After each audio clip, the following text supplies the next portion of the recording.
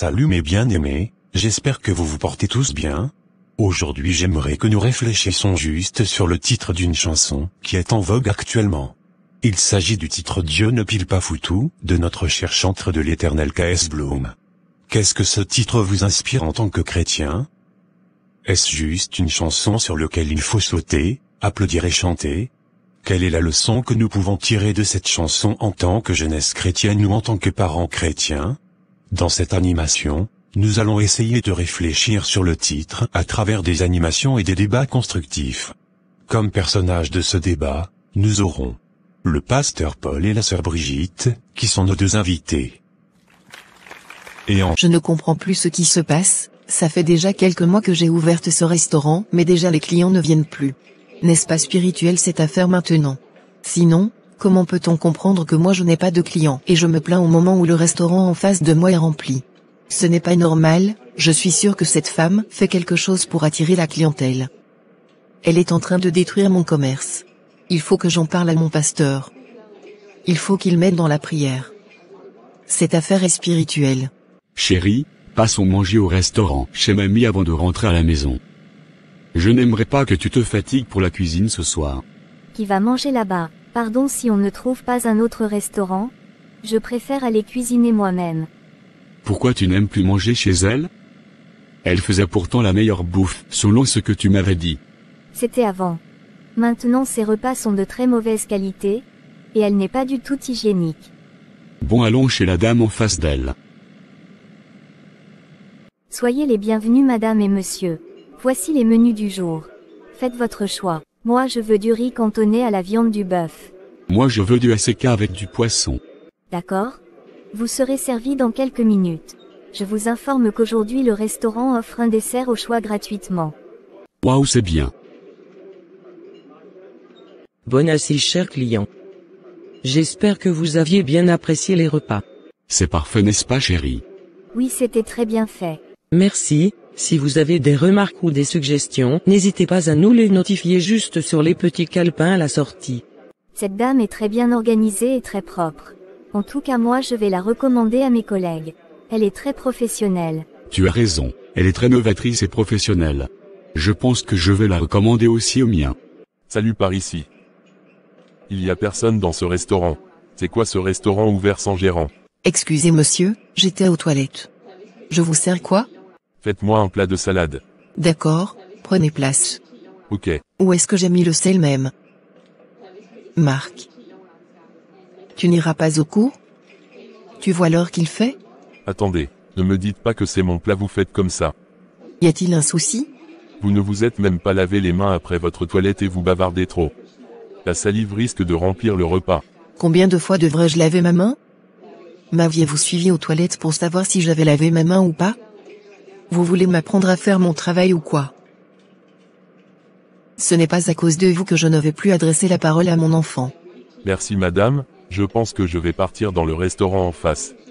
C'est mieux. C'est quand on vous envoûte vous aimez. Allez-y donner un peu de votre chance là-bas. C'est ce que vous aimez. En tout cas moi je ne manquerai pas de quoi manger avec mes enfants. J'ai la grâce de Dieu dans ma vie. Bonne chance à vous. Vous n'êtes pas encore rentrée, sœur Brigitte? Non pasteur, j'aimerais vous voir. J'espère que ce n'est rien de grave. Il y a quoi ma sœur? Pourquoi pleures-tu? Pasteur, je suis fatigué. Ça fait des mois que mon restaurant ne tourne plus. J'ai perdu toute ma clientèle. Oh, pourquoi? Qu'est-ce qui peut être à la base selon vous? C'est à cause du restaurant en face de moi pasteur. Depuis que cette dame a ouvert son restaurant, elle a arraché toute ma clientèle. Tout le monde va chez elle. Même les frères et sœurs en Christ préfèrent aller manger chez elle. Ce n'est pas du tout normal pasteur que ça se passe ainsi. Comment quelqu'un qui ne va même pas à l'église, qui n'est même pas né de nouveau, puisse prospérer que moi? Je pense qu'elle voit les marabouts et je veux que vous m'aidiez dans la prière pour la vaincre. D'accord, je vous ai suivi avec beaucoup d'attention, sœur Brigitte. Permettez-moi de vous poser quelques questions. Allez-y pasteur. Aviez-vous cherché à se rapprocher de quelques clients qui ne viennent plus vers vous, pour savoir la raison de leur départ? Non pasteur. Aviez-vous discuté au moins avec les frères et sœurs en Christ qui ne viennent plus manger chez vous? Au moins vous vous croisez avec cela ici à l'église. Non pasteur, Ai-je besoin de les questionner avant de comprendre ce qui est très clair comme ça? Je les vois rentrer dans l'autre restaurant jour et nuit. Ça veut dire que vous me voyez aussi aller là-bas par moment. Puisque j'y amène parfois ma famille manger chez elle. C'est tout ça, je ne comprends pas. Son médicament est très puissant. Écoutez sœur Brigitte, vous ne faites aucun effort dans votre travail. Regardez vous-même comment vous vous habillez. Pour venir au culte vous vous arrangez mieux, mais quand il s'agit du restaurant vous vous laissez n'importe comment. Vous êtes dans ce métier depuis mais combien de fois aviez-vous innové? Chaque fois c'est la même chose vous offrez aux clients. Les gens se plaignent de votre hygiène et de la qualité de vos plats. Parfois même vos assiettes sont même par terre à même le sol. Vous êtes souvent mal coiffés et vos servantes sales. Ça n'encourage pas les gens à venir vers vous. Un client insatisfait qui retourne chez lui est égal à 1000 de perdus. Être chrétien ne veut pas dire être médiocre dans le monde. Nous sommes appelés à l'excellence. Qu'est-ce que vous voulez que je fasse pour vous maintenant? Vous voulez que je prie pour que l'Esprit Saint descende pour bien accueillir vos clients et faire la cuisine pour vous? Ou bien vous attendez que Dieu descende pour vous habiller et vous apprendre à être hygiénique et professionnel? Allez voir comment l'autre dame traite ses clients. Elle aura forcément le monopole sur vous. Ce n'est pas une histoire de marabout ma sœur. Levez-vous et bougez les choses. Vous pouvez être bon fervente mais Dieu ne descendra pas faire votre job à votre place. Même si l'Esprit Saint vous éclaire, il faudra agir vous-même par la suite. D'accord, pasteur. J'ai compris ce que vous venez de dire. Je vais donc les mettre en pratique. Que Dieu vous bénisse. Qu'il vous bénisse aussi et n'oubliez surtout pas de prier, de peur de vous concentrer sur votre restaurant au point d'oublier Dieu. D'accord. Depuis que j'ai suivi les conseils de mon pasteur, j'ai pu retrouver tous mes anciens clients. En tant que chrétien, il nous faut vraiment être éveillés. Dieu ne viendra pas tout faire à notre place. Dieu ne viendra pas tout faire à notre place. Telle est la dernière phrase de notre invitée Brigitte, que je vous prie d'accueillir.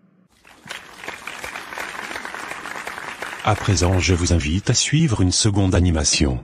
Tu as encore quoi, mon garçon? As-tu un souci que tu aimerais partager avec moi? Depuis que j'ai eu mes diplômes, je n'arrive pas encore à m'insérer professionnellement, maman. Je vois. Mon fils, t'inquiète, ça va s'améliorer. Moi-même j'avais pris par là. Tu finiras par en trouver. On va se remettre à la prière à fond et j'ai la foi que tout ira bien. D'accord. On ira voir le prophète, pour qu'il prie pour toi et nous dise ce qui ne va pas bien avec toi. D'accord. Cher prophète, je ne comprends plus la situation de mon enfant. Ça fait déjà plus de 5 ans qu'il a fini ses études mais jusque-là il est toujours à la maison. Rien ne marche pour lui. Mais qu'est-ce qui peut être à la base de ça? Bon, laisse-moi voir. Ma sœur, ton garçon est dérangé par les sorciers de sa famille. Les sorciers vous dites. De quel côté? C'est de ma famille ou bien du côté de son père? Du côté paternel bien sûr. Moi-même je savais. J'avais toujours refusé à son père de l'envoyer passer souvent ses vacances au village. Voilà les retombées. Qu'est-ce qu'on pourra faire maintenant, prophète? Je vais l'assister en prière. On fera un mois de jeûne et de prière ensemble. Ça permettra de les délivrer de la main de ses oppresseurs. Ok, prophète. Si c'est possible, il peut même commencer dès demain. Ou bien mon fils, tu peux, n'est-ce pas? Oui, maman. Dieu merci, on m'a appelé aujourd'hui pour un entretien d'embauche. Je suis très sûr que c'est à cause de la prière de délivrance que les portes sont ouvertes désormais pour moi. C'est évident que je vais décrocher ce poste. Vous êtes bien monsieur Jean, n'est-ce pas? Oui monsieur, c'est bien moi. Donc vous vous présentez pour l'entretien au poste du manager? Oui monsieur. Ah bon, et vous êtes habillé de la sorte? Comment quelqu'un qui se présente pour un poste aussi important peut s'habiller de la sorte? On dirait vous êtes là pour le poste d'un gérant d'une boîte de nuit. Par ailleurs, votre CV est très mal présenté.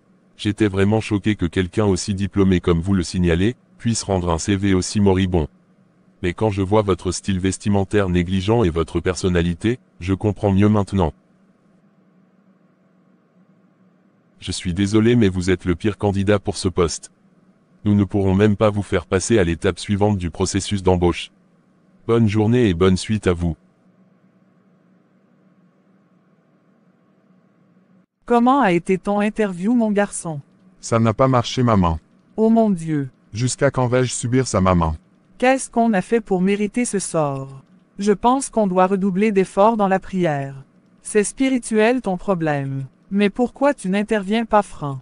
Intervenir dans quoi? On parle quand même de ton fils qui n'arrive pas à trouver un emploi et qui vient encore de rater son interview ce matin. Attendez, hein? Vous voulez que je fasse quoi? Que j'aille battre l'intervieweur, ou que j'aille passer l'interview à sa place? Moi je n'ai que le niveau élémentaire mais je ne peux jamais mettre ce que ton garçon a mis pour aller à un entretien d'embauche. Regarde toi-même ton style vestimentaire. Vous pensez que Dieu fait de la magie. Je t'ai toujours dit de savoir entretenir ton image, n'est-ce pas?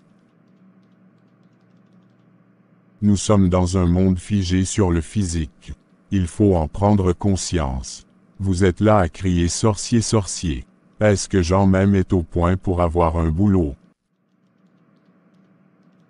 Avec tous les diplômes que ton fils a alignés, il est incapable de m'aider à rédiger mes documents. Même le discours qu'il m'avait aidé à rédiger la dernière fois était rempli de fautes. Je lui ai dit de relever son niveau. Il faut qu'il s'applique à combler ses lacunes. Mais il ne veut rien améliorer. Je lui ai même proposé de venir travailler avec moi dans mon atelier en attendant qu'il trouve son emploi qu'il cherche, mais il a simplement refusé, sous prétexte que ça ne l'honore pas. Voilà. Tu es renvoyé pendant l'interview du travail qui t'honore là. Je suis très sûr qu'il ne nous dit pas la vérité. Arrêtez de jeter chaque fois vos échecs et vos paresses sur le dos des sorciers. Même si Dieu te délivre de la sorcellerie, penses-tu qu'il viendra écrire ton CV à ta place? Penses-tu qu'il viendra t'apprendre à suivre les conseils que je te donne sur ta vie professionnelle? Ne te réveille pas sur toi-même. Reste là à attendre que Dieu vienne te donner de l'emploi que toi-même tu ne mérites pas. C'est vrai ce que ton père dit, Jean. Il y a beaucoup de concurrence dans le milieu professionnel et on n'emploie que les meilleurs. Il faut vraiment que tu t'améliores. Tu dois être excellent. Désolé chérie, j'ai eu tort de toujours accuser les membres de ta famille. Désolé papa, ce n'est pas grave. À partir de demain moi je t'offre un emploi dans mon atelier. Ça te permettra de t'occuper et d'avoir un peu d'économie en attendant que tu t'améliores pour avoir le travail de tes rêves. D'accord papa. Bon retour sur le plateau. J'espère que vous aviez suivi les animations avec grand intérêt.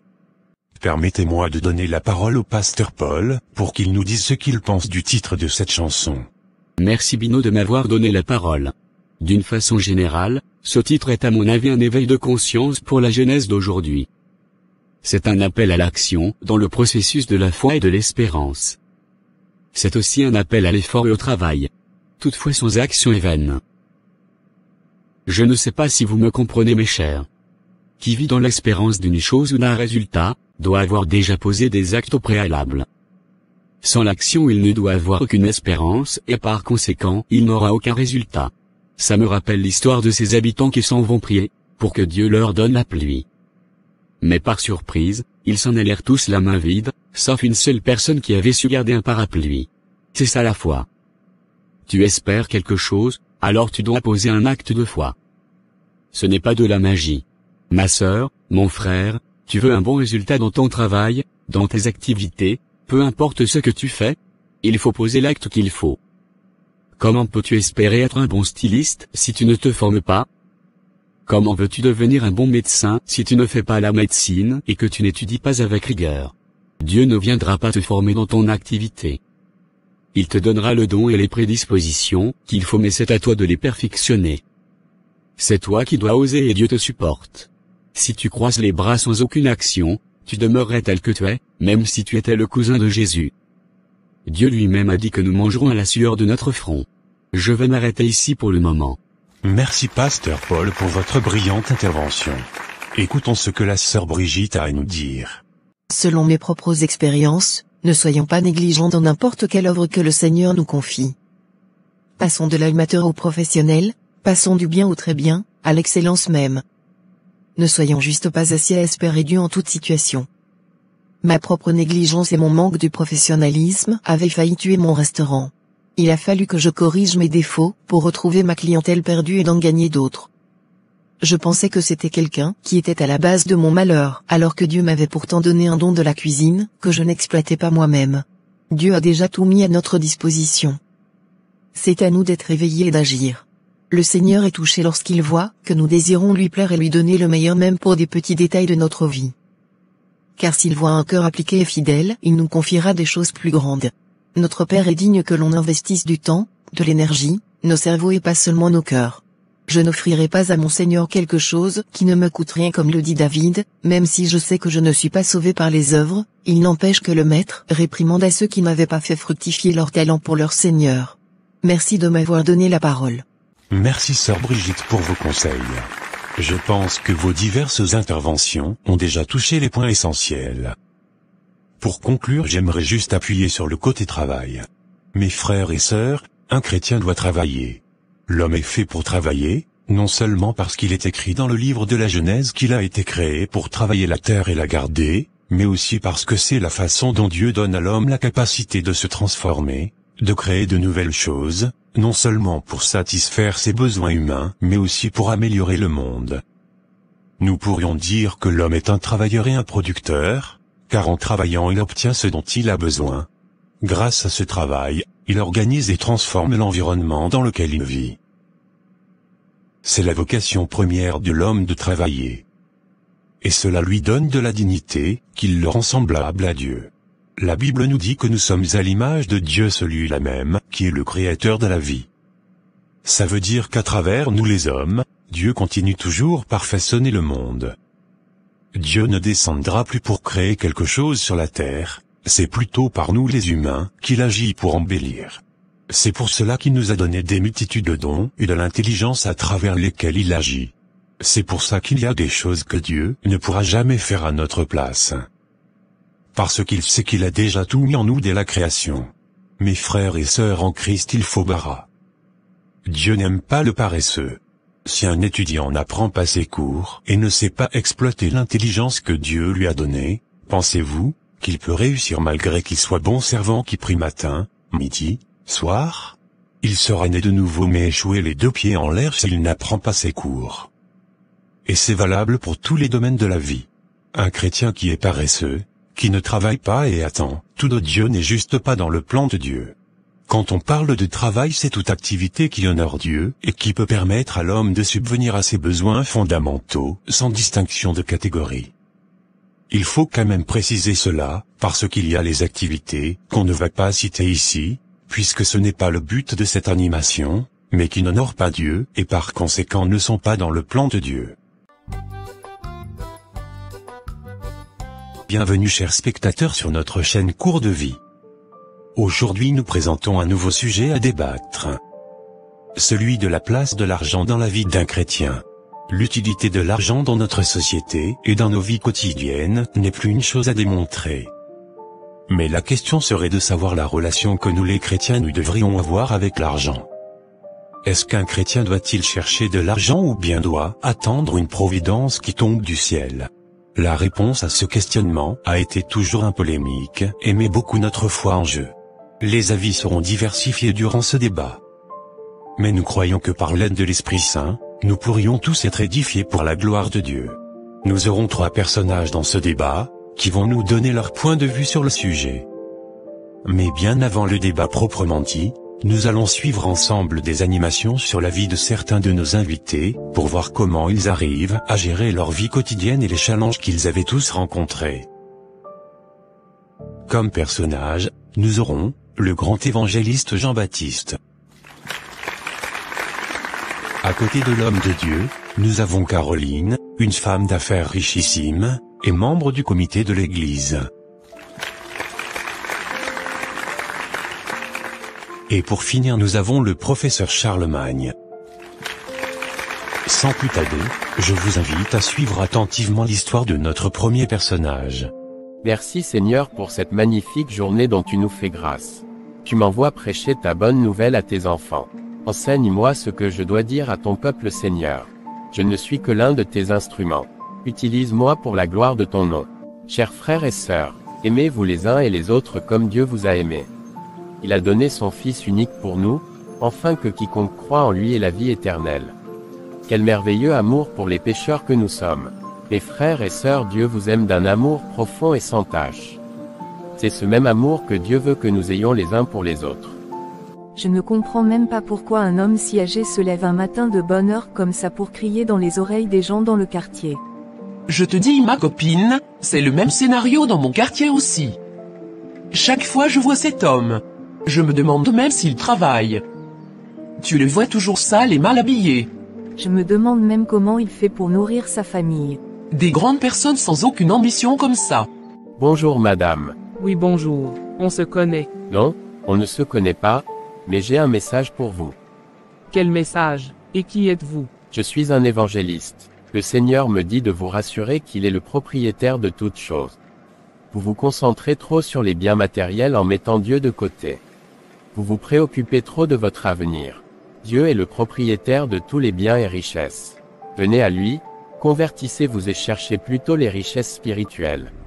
Je vois pourquoi vous êtes aussi sale. Un pauvre comme vous viendra me parler de la richesse. Il faut que je descende de ma voiture pour mieux vous répondre. Attendez, donc votre Dieu est le propriétaire de toutes les richesses et biens. Mais on ne dirait pas quand on vous voit. Vous êtes très misérable. Vous feriez mieux d'aller chercher un travail à faire. C'est mon travail, je fais ainsi.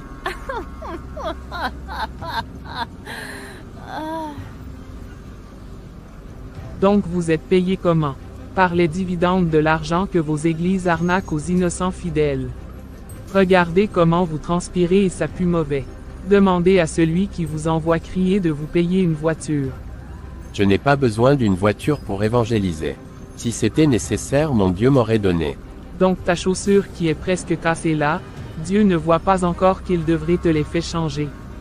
Du n'importe quoi comme ça. Quittez devant moi, je vais passer. Faites doucement madame. Ce n'est pas une histoire de colère. Le message de Dieu est clair. À vous de choisir si vous voulez le suivre ou pas. Passez une agréable journée. Merci. Seigneur, je sais que tu ne fais rien au hasard. Tu m'as choisi pour annoncer ta parole au monde. Tu connais tous les besoins nécessaires pour bien accomplir cette tâche. Je sais que tu me donneras tout ce dont j'ai besoin. Depuis près de 2 heures que je suis assise ici, aucune voiture ne passe, alors que je suis déjà en retard. Que vais-je faire maintenant? Moi qui ne manquais de rien. J'avais plus de cette voiture à ma disposition et beaucoup d'argent. Aujourd'hui, me voici ici en train de guetter un transport commun. Une voiture personnelle qui klaxonne pour moi. Ou bien c'est l'une de mes anciennes connaissances qui m'a reconnu. Vous attendez le bus? Oui monsieur, ça fait déjà 2 heures que je suis assise ici. Ce n'est pas évident qu'ils viennent aujourd'hui. Ils ont une panne en route. Oh mon Dieu, comment vais-je faire maintenant? Mon patron va me renvoyer aujourd'hui. Je vous attends madame. Venez, je vous y amène. Merci beaucoup monsieur. On dirait vous êtes un ange envoyé de Dieu. Bien sûr que je suis un envoyé de Dieu comme vous aussi d'ailleurs. Vous êtes une grâce et un envoyé de Dieu pour toutes les personnes que vous croisez sur votre chemin. Mais je ne comprends pas ce que vous dites monsieur. Ah bon, je vais te donner un exemple terre à terre. Si Dieu m'a permis d'avoir cette voiture et tout ce que je possède, ce n'est pas pour me faire plaisir et m'enorgueillir. C'est plutôt pour être utile dans ma fonction qui est celle d'évangéliser. Si mes biens ne profitent pas aux autres, c'est inutile. Je vous reconnais. N'est-ce pas vous l'homme de Dieu? Le visage me rappelle quelque chose. Dieu soit loué, il est toujours fidèle. Je me rappelle très bien de vous. Alors comment évoluent vos business et pourquoi n'aviez-vous pas pris l'une de vos voitures pour sortir? J'avais tout perdu. Mes comptes bancaires ont été piratés. J'ai dû vendre beaucoup de mes biens pour rembourser mes dettes. Actuellement, je n'ai même plus un pneu de véhicule chez moi. Quel malheur. Je suis désolé pour tout. Ne vous inquiétez pas, cher évangéliste. C'est déjà une vieille histoire. Vous savez, j'ai finalement compris tout ce que vous me disiez. Tout ici-bas est éphémère. Si tout cela m'était arrivé, c'est justement parce que Dieu voulait me montrer que c'est vraiment lui le propriétaire de toutes choses dans ce monde. Je suis très content que tu aies enfin vu la puissance de Dieu. Je suis sûr que tout te reviendra encore si telle est sa volonté. Je n'ai plus besoin de tous ces biens qui m'éloignent de la face de Dieu. Aujourd'hui, j'ai le nécessaire pour me nourrir et prendre soin de ma famille. Ça me suffit largement. Pour demain, Dieu lui-même pourvoira. Je suis d'accord. Je t'invite à célébrer le culte avec moi le dimanche prochain à 9 h. Prends ma carte. D'accord, je viendrai. Nous sommes de retour sur le plateau.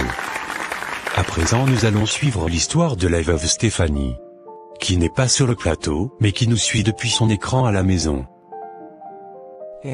Mon Dieu, depuis le matin je n'ai même pas un seul client dans ma boutique. Comment vais-je payer mon loyer de ce mois? J'ai déjà plus de 3 mois d'arriérés.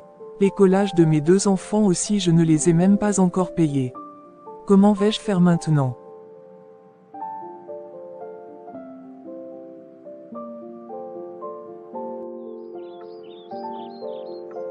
Pourquoi tu es si triste Grâce ma fille?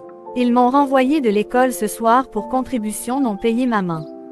Oh mon Dieu, ne t'inquiète pas ma fille, je vais payer ta contribution d'ici la fin du mois prochain. Je serai obligée de perdre cette année scolaire maman. Le délai c'est le lundi prochain alors que les évaluations commencent ce même lundi. Ok j'ai entendu. Où est ton petit frère? Depuis je l'ai pas encore vu. Il doit être dans la chambre. Mon ventre. Tu as quoi? Pourquoi es-tu seul dans la chambre? J'ai des maux de ventre maman. Tu as mangé quoi à l'école aujourd'hui? Je n'ai rien mangé. Et les pièces que je t'avais remises ce matin? J'ai dû payer les photocopies avec. Mais pourquoi as-tu fait ça?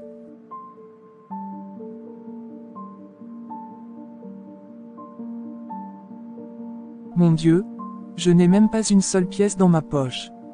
Viens boire un peu de l'eau d'abord pour calmer ton mal de ventre. C'est sûrement la faim. Je vais t'apporter à manger tout de suite.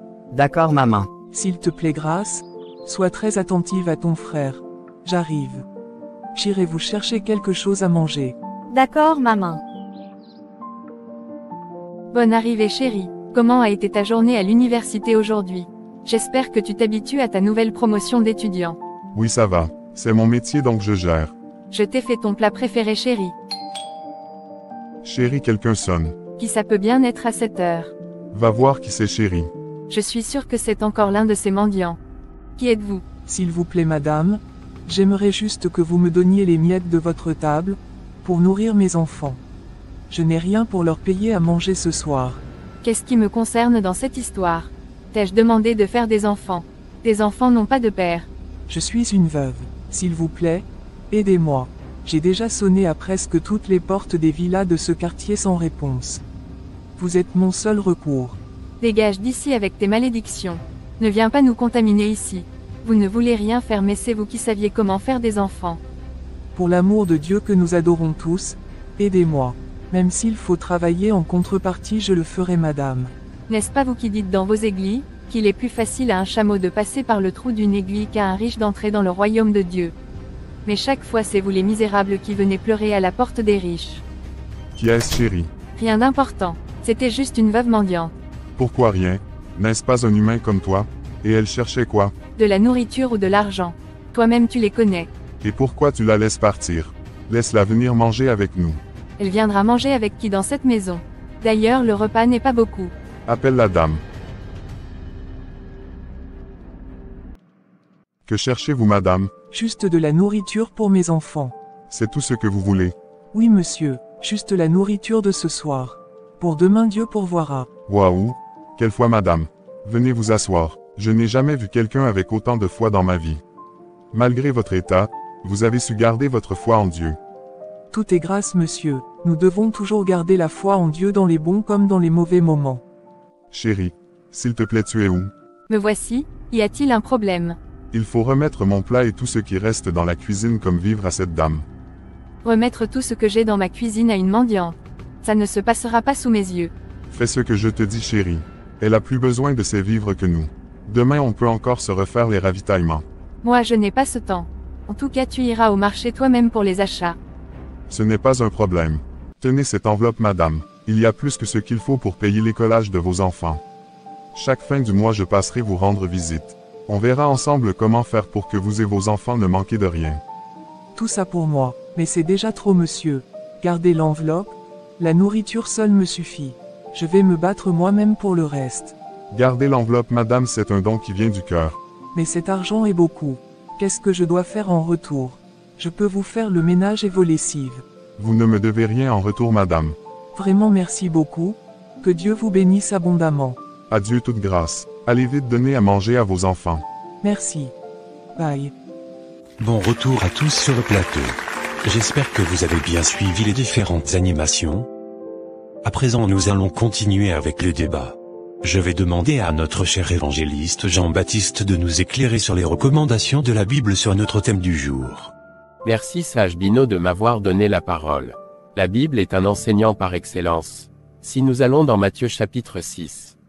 Jésus dit à ses disciples, « Personne ne peut servir deux maîtres. Ou bien l'on trahira l'un en servant l'autre, ou bien l'on s'attachera à l'un et l'on négligera l'autre. Vous ne pourrez donc servir à la fois Dieu et l'argent. » Et si nous continuons la lecture vers le bas, Jésus dit, « C'est pourquoi je vous dis, ne vous tracassez pas de ce que vous pourrez manger pour vivre, ni de quoi vous habillerez votre corps. Est-ce que la vie n'est pas plus que la nourriture, et le corps plus que le vêtement? Observez les oiseaux du ciel, ils ne font ni semaille ni moisson, et n'entassent pas de provisions dans les greniers. Et c'est votre Père du ciel qui les nourrit. N'auriez-vous pas plus de prix que les moineaux? D'ailleurs, lequel d'entre vous, à force de préoccupation, pourrait prolonger sa vie d'un seul instant? Et le vêtement, pourquoi vous en inquiétez? Voyez les lys des champs, comme ils poussent sans travailler ni filer. Or, je vous le déclare, Salomon lui-même, dans toute sa magnificence, n'était pas vêtu comme l'un d'eux. Si Dieu revêt ainsi les fleurs des champs, qui du jour au lendemain seront coupées et jetées au feu, à plus forte raison vous autres, hommes de peu de foi.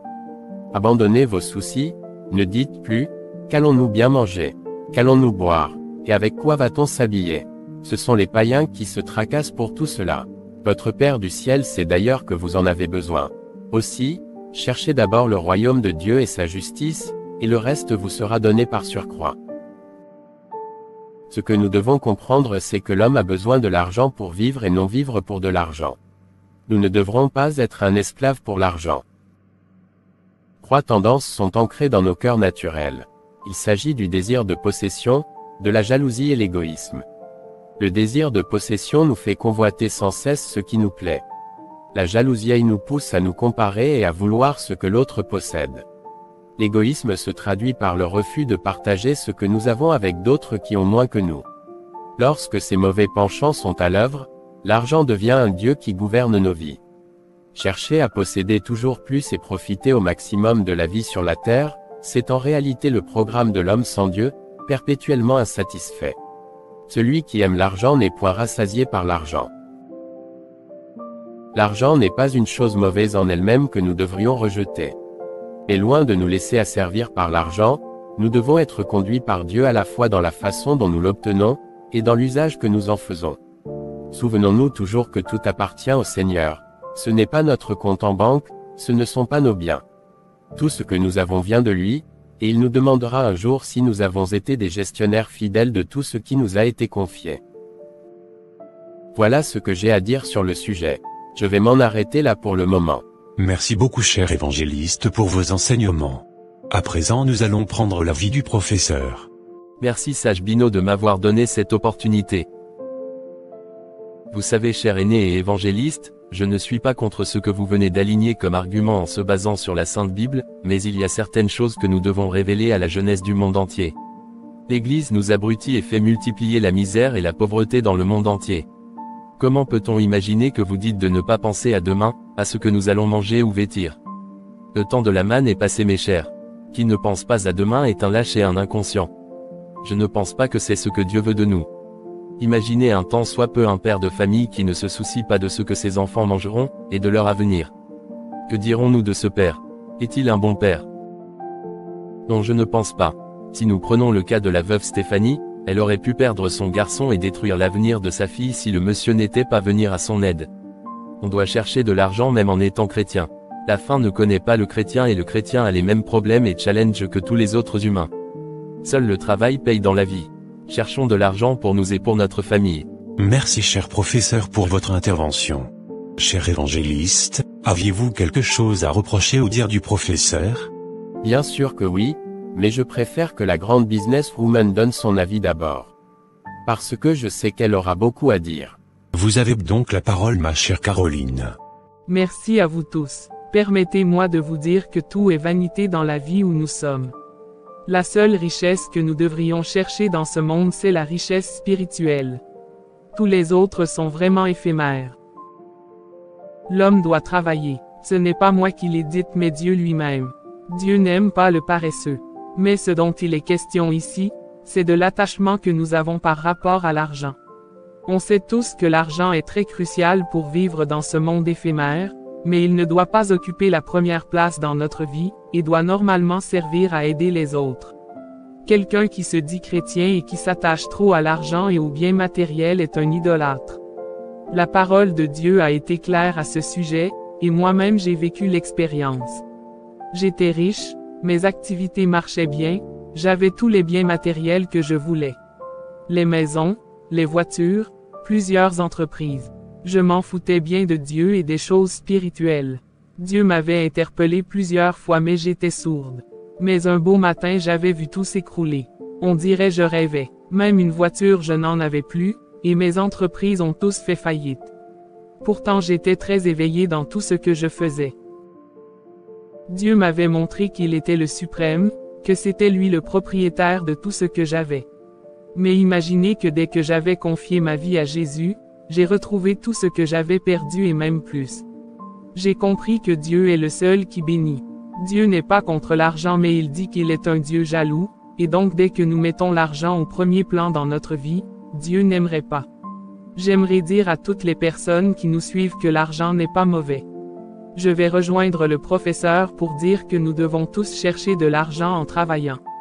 Mais on ne doit pas faire de l'argent notre Dieu en le mettant au-dessus de Dieu et aussi notre argent doit servir aux autres. Bon, j'ai compris vos propos, sœur Caroline. Je suis d'accord que Dieu est l'auteur de toutes choses. Mais ce que je ne tolère pas moi, c'est le fait de dire de ne pas se soucier de nos besoins de demain et de vivre de manière quotidienne, tout en sachant que c'est compliqué de vivre sans économie dans un monde où les choses sont en changement perpétuel. Oui, cher évangéliste, vous avez la parole pour conclure ce débat. J'aimerais vous donner un exemple, celui de l'apôtre Paul. Paul déclare qu'il considère son statut social et la considération liée à son zèle religieux comme une perte, et qu'il les estime désormais comme des ordures à cause de l'excellence de la connaissance du Christ Jésus. Après avoir abandonné tous les privilèges de son rang de pharisien, Paul exerçait un métier, il fabriquait des tentes, pour subvenir à ses besoins et à ceux des autres. Nulle mention d'une réussite éclatante, d'une entreprise qui prospère en récompense de son service ou de sa fidélité. Il a été lui-même dans le besoin.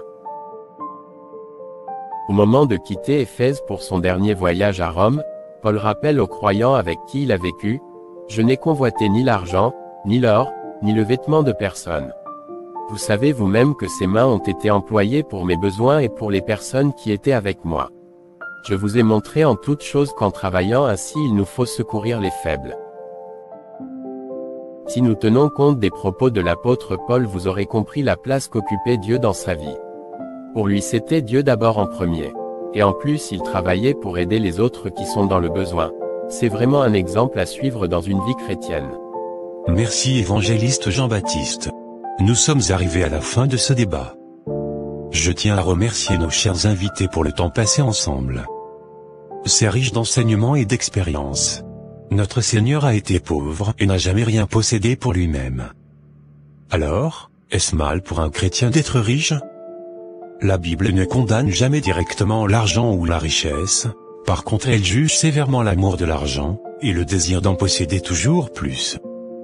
À plusieurs reprises, elle avertit ceux qui sont riches d'être attentifs à l'utilisation de l'argent, qui leur est confié par-dessus tout à la place que cette richesse prend dans leur vie et dans leur cœur.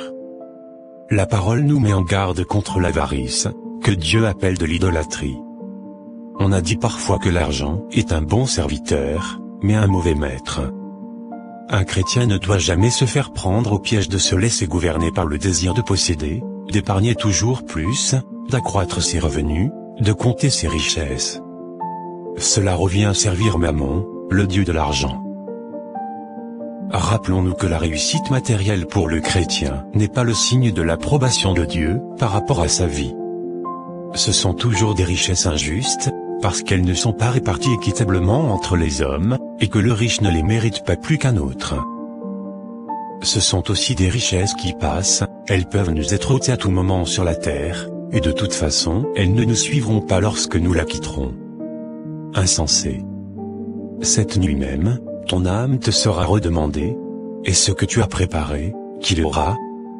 L'or n'a pas cours au ciel. Ce qui caractérise un bon chrétien, c'est la foi en action, la dépendance de Dieu chaque jour, la recherche de sa volonté, dans toutes les circonstances. Le grand danger lorsque l'on possède beaucoup de richesses, est de se détourner de cette vie de foi. Au lieu de compter sur Dieu, nous risquons de mettre notre confiance dans nos richesses. Souvenons-nous, de ce jeune homme riche, attiré par Jésus lui réellement désireux de connaître la vérité. Il s'en va tout triste après que le Seigneur lui a dit de vendre tout ce qu'il avait et de le suivre, car il possédait de grands biens. Un chrétien riche peut aussi tomber facilement dans des pièges que l'ennemi placera devant lui et qui lui feront perdre sa vie, comme par exemple le gaspillage, l'amour du luxe, oisiveté, paresse, autant de comportements qui peuvent troubler des frères et sœurs plus pauvres et être un contre-témoignage pour les incroyants, qui devraient normalement observer nos bonnes œuvres. Tout nous vient de Dieu, mais cela ne doit jamais nous amener à penser que nous n'avons pas besoin de travailler, et qu'il nous suffit d'attendre une divine providence, pour subvenir à nos besoins. La parole de Dieu condamne sévèrement la paresse, si quelqu'un ne veut pas travailler, qu'il ne mange pas non plus. Dieu se soucie également de la manière dont nous effectuons notre travail. La corruption et les tentatives de détournement d'argent sont des péchés. La Bible nous enseigne à gagner notre vie par un travail honnête, et autant que cela est possible, à ne dépendre de personne.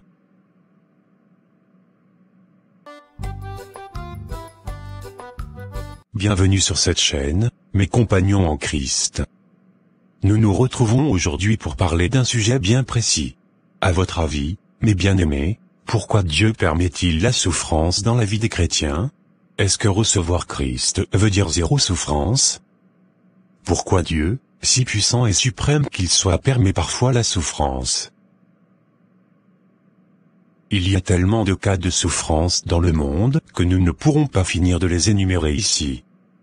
À l'heure où nous parlons, il y en a qui me suivent ici avec un fardeau ou un problème qui représente pour eux une souffrance. Alors pourquoi parfois la souffrance? C'est ce que nous allons essayer de comprendre à travers cette animation. La première partie de cette animation sera consacrée à une histoire animée qui sera ensuite suivie d'un enseignement. Comme invité, nous aurons le pasteur Paul et sa fille Karine, que je vous prie d'accueillir. Nous tenons à notifier avant tout que la version anglaise de cette animation est disponible pour les anglophones, sur notre chaîne Live Course Christian Animation. Le lien de la chaîne se trouve dans la description et sur la page d'accueil de cette chaîne. Passons donc à la première partie de cette animation. Prenez place, mademoiselle. J'ai le plaisir de vous annoncer que vous avez le poste pour lequel vous avez postulé. Félicitations. Merci beaucoup Seigneur pour cette grâce. Merci beaucoup Monsieur pour la confiance que vous portez en moi. Par la grâce de Dieu, vous ne serez pas déçus. C'est un plaisir pour nous de vous avoir à nos côtés. Nous avons besoin de vos compétences. C'est à nous de vous remercier. Laissez-moi vous informer que demain déjà très tôt, vous devez vous présenter à l'hôpital central pour votre bilan de santé. D'accord. Une fois encore merci beaucoup. Qui peut imaginer que moi aussi je trouverai un si bon boulot et bien rémunéré un jour? Adieu la gloire. Bonjour docteur, je suis venu pour prendre les résultats de mon bilan. D'accord. Quel est votre nom s'il vous plaît? Je me nomme Karine monsieur. C'est vous Karine? Y a-t-il un souci? Je suis désolé de vous l'annoncer de cette manière, mais nous devons vous hospitaliser d'urgence, car vous avez un cancer du pancréas. J'ai trouvé ça au docteur. Calmez-vous mademoiselle. Est-ce que vous fumez? Jamais de ma vie. Vous n'êtes pas obèse non plus. Est-ce qu'un membre de votre famille a déjà souffert d'une telle maladie par le passé? Non, pas à ma connaissance. Mon père et ma mère sont encore vivants et en bonne santé. D'accord, mais il se pourrait que ce soit génétique votre cas. Même si vos parents ne font pas la maladie, il se peut que vous l'ayez si c'est dans votre gène. C'est une possibilité. Personne ne souffre de ce mal dans mes deux familles. Il se peut que ça commence par vous. Je suis désolé pour la malchance. Mais est-ce que ça se guérit, docteur? La probabilité est très faible, mais nous avons les calmants pour vous. Vous devez vite commencer les traitements, parce que votre cas est déjà plus ou moins avancé. Seigneur, pourquoi tu me mets dans cette souffrance? Je suis resté fidèle à toi, mais voilà, tu me laisses attaquer par une maladie compliquée à soigner. Pourquoi pleures-tu, ma fille? Tu es censé être en joie pour ton nouveau poste. Je suis malade, papa, je vais mourir. Arrête de dire les choses pareilles. Tu souffres de quoi? On m'a diagnostiqué un cancer du pancréas. Seigneur, c'est quoi ça? Le médecin dit que c'est sûrement une prédisposition génétique. Mais ta maman et moi n'avons rien. Écoute ma fille, ne panique pas, Dieu est capable de tout. C'est lui seul qui sait pourquoi il a permis cette situation. Je suis sûr que tu seras guéri. Mais je veux perdre mon boulot, papa. Dieu m'a donné un bon boulot, dont je n'ai même pas pu profiter pendant un mois, et il me l'arrache encore à travers une maladie? Dieu ne m'aime pas, papa. Arrête de parler ainsi. Penses-tu que c'est à cause de ton boulot ou de ta santé, que tu avais que Dieu t'aimait? Il t'aime sans condition, ma fille. Ne perds pas ta foi en Dieu au moment de l'épreuve. D'accord, j'ai compris. Est-ce vrai que je vais mourir d'ici peu, docteur? Ma peau jaunisse de plus en plus chaque jour. C'est une possibilité, mais restons positifs et gardons la foi. Vous êtes chrétienne, n'est-ce pas? Oui, je le suis. Alors rassurez-vous qu'après cette vie, il y en a une autre et c'est la vie éternelle. Vous allez peut-être mourir comme chacun de nous sur cette terre d'ailleurs. Ce n'est qu'une question de temps. Mais une chose est sûre, votre âme aura la vie éternelle. Il n'aura plus de souffrance là où vous irez. Rendons grâce à Dieu. Je sens la fatigue, je vais me reposer, docteur.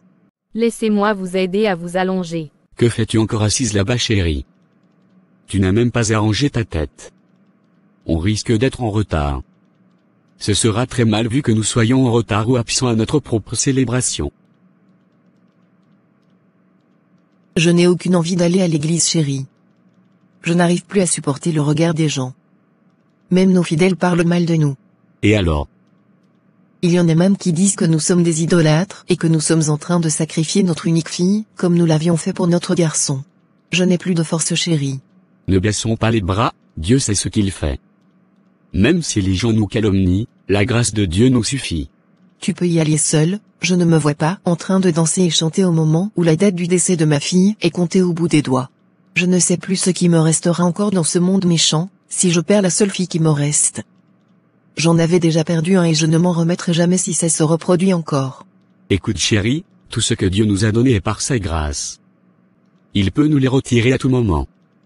Même si je serais appelé un pasteur sans enfant, je m'en fous. Aujourd'hui j'ai le souffle de vie et cette grâce seule me suffit. N'oublie pas que tout concourt à notre bien. C'est où le bonheur quand on a tout perdu? Nous avons Jésus-Christ, chérie. Lève-toi et allons rendre grâce à Dieu pour ses bienfaits. Mets ta plus belle robe et fais-toi très belle. D'accord. Comment as-tu trouvé le culte d'aujourd'hui, ma sœur? C'était bien juste que la femme du pasteur était très calme. Toi, tu n'as pas appris l'histoire apparemment. Quelle histoire? Semblerait-il que la fille du pasteur est atteinte du cancer et qu'elle va mourir. Tu parles de quelle fille? L'unique qui reste encore vivante. Tu as oublié que le garçon était mort subitement l'année dernière, non? Cette fille aussi peut tomber malade? Elle fait comme si elle ne chie même pas. Elle marche, et se tortille, on dirait une Miss du monde. Je te dis ma copine. Cette folle change de garde-robe chaque mois. Mais avec tout cet argent qu'ils amassent là, ils ne peuvent pas soigner leur fille? Apparemment c'est compliqué à soigner. Mais qu'ils l'envoient à l'extérieur pour le soigner. Elle n'est même plus au pays depuis. Elle se fait soigner dans un très grand hôpital. Et ils sont incapables de la soigner correctement? Les rumeurs disent que ce n'est pas naturel. Il semblerait que notre pasteur fait des rituels diaboliques. C'est lui-même qui sacrifie ses propres enfants. Je me disais ça. Toi-même regarde leur maison et les voitures qu'ils conduisent. En tout cas, ils ont ce qu'ils méritent. Mon fils, est-ce que tu prends les nouvelles de ton amie Karine? J'ai passé à autre chose, maman. Tu es passé à autre chose comment? Veux-tu me dire que tu ne veux plus d'elle? Je ne veux pas être la prochaine cible, maman. Je ne pourrai pas marier cette fille. Et pourquoi? J'aurais appris que sa maladie est due à un avortement. D'autres disent que ce sont ses propres parents qui sont à la base. Moi je ne veux pas me créer de problème et donc je préfère rester à l'écart de cette situation. Est-ce que tu t'attends parler? Tu veux prendre les ondits pour faire ta raison? Tu dois appeler cette fille, ou bien se rapprocher de ses parents pour comprendre ce qui se passe exactement. Au lieu de rester les bras croisés à écouter les rumeurs. Excusez-moi de me mêler dans votre discussion, mais votre fils a raison. Cette fille mourra bientôt. Au plus dans quelques mois. Ne laissez pas votre fils continuer cette relation, qui finira par le détruire. Êtes-vous un médecin, madame? Ce que nous disons mon fils et moi, vous concerne-t-il? Hein? Moi aussi je suis mère et j'ai des enfants à la maison. Qu'est-ce que vous croyez? Vous êtes en train d'envoyer votre enfant vers la mort, et ça me fait mal. Cette fille est offerte en sacrifice par son propre père. Il se dit homme de Dieu, mais nous tous nous savons que ce sont des sectaires. Comment on peut être pasteur et subir tous ces malheurs? Ne voyez pas vous-même que c'est eux-mêmes la source de leurs maux? D'ailleurs moi je ne vais pas à l'église. Je ne conçois pas qu'on peut se dire enfant de Dieu et encore être si malheureux. Ces gens nous trompent. Moi mais Dieu veille sur moi et ma famille. Tant que je respecte les interdits. Écoutez-moi très bien madame. Je ne suis pas ceux ou celle qui se permet de juger ou de calomnier les autres. Ce pasteur dont vous parlez est mon père spirituel et sa fille c'est ma fille. En plus c'est une amie de mon fils. Je ne vous permets pas de mal parler d'eux. Prenez garde de votre bouche. Même si ce que vous dites et que les gens racontent sont vrais, ma Bible me dit de ne pas juger les autres de peur de ne pas subir nous-mêmes le jugement. Encore les discours interminables. Qui êtes-vous, pour juger un serviteur de Dieu? S'il se tient debout, ou s'il tombe, cela regarde son Dieu et non vous. Mais il se tiendra debout, car le Seigneur a le pouvoir de l'affermir. Vous feriez mieux de retourner à votre Dieu et accepter Jésus-Christ tant qu'il est encore possible. Ce sera après ma mort sûrement. Nous allons descendre ici. Prenez soin de vous. Jésus vous aime. Je n'ai pas besoin d'un amour quelconque. Bonne journée. Nous avons le regret de vous annoncer qu'un grand accident s'est malheureusement produit ce matin sur la ligne numéro 1, reliant nos deux grandes villes. Il y avait encore 10 personnes à bord, et parmi eux une seule était gravement blessée dans un état comateux actuellement. Les autres avaient juste quelques égratignures, et se sont même déjà retournés à leurs tâches quotidiennes. Que ceux qui connaissent la dame sur l'écran informent sa famille. Elle est entre la vie et la mort. N'est-ce pas la dame du train ça? Seigneur, aie pitié de cette dame. Qu'elle trouve ta grâce. Bonjour docteur. S'il vous plaît, est-ce qu'il y a déjà un membre de la famille de la dame blessée dans l'accident de ce matin? Non madame, personne n'est encore venu, et ça risque d'agir sur son séjour ici. S'il n'y a personne pour payer ses frais de coma, nous serons obligés de tout débrancher, et elle mourra. Pardonnez docteur, prenez soin d'elle. Je suis sa sœur. Je m'en chargerai de tous les frais d'hospitalisation. De toutes les façons, elle mourra. Seigneur, je te rends grâce pour tout. Entre tes mains je remets ma vie. Tout ce qui m'arrive est pour ta gloire. Tu me dis dans tes écritures que celui qui distingue entre les jours agit ainsi pour toi. Celui qui mange, c'est pour toi qu'il mange, car il rend grâce à Dieu. Celui qui ne mange pas, c'est aussi pour toi qu'il ne mange pas, et il te rend également grâce. Tout est pour ta gloire. Je te rendrai grâce jusqu'au dernier souffle de ma bouche. Car toi tu es Dieu et tu le seras pour les siècles des siècles. Bonjour mademoiselle Karine, vous rayonnez ce matin. Mais je ne blague pas. Vous vous êtes miré il y a combien de jours? Je suis fatiguée de regarder ma couleur de peau et ma tête coco. Ce qui est sûr, je suis belle comme ça. Ça prouve vraiment que vous ne vous préoccupez plus de votre état. Il y a de grands changements sur votre corps. Allez vous mirer. Seigneur, c'est pas vrai. Je retrouve mon teint normal. Bonjour mademoiselle, je ne sais pas comment vous vous êtes débrouillée, mais votre état s'est amélioré à une vitesse incroyable. Si ce n'est pas pour la vigilance professionnelle, je vous assure que je peux crier sur les médias et partout que vous êtes guéri d'une maladie très compliquée à soigner. Gloire à toi Seigneur Jésus. Votre Dieu est un Dieu de l'impossible. Depuis que je fais ce travail, je n'ai jamais vu un tel miracle. Vous avez défié la science et battu tous les records. Ce n'est pas par ma force mais par la grâce du Seigneur. Que son nom soit loué au plus haut des cieux. Amen. Puis-je informer vos parents de votre état? Non, je préfère leur faire une surprise. Nous sommes très contents pour vous, mademoiselle. Dieu n'échoue jamais, mes frères et sœurs.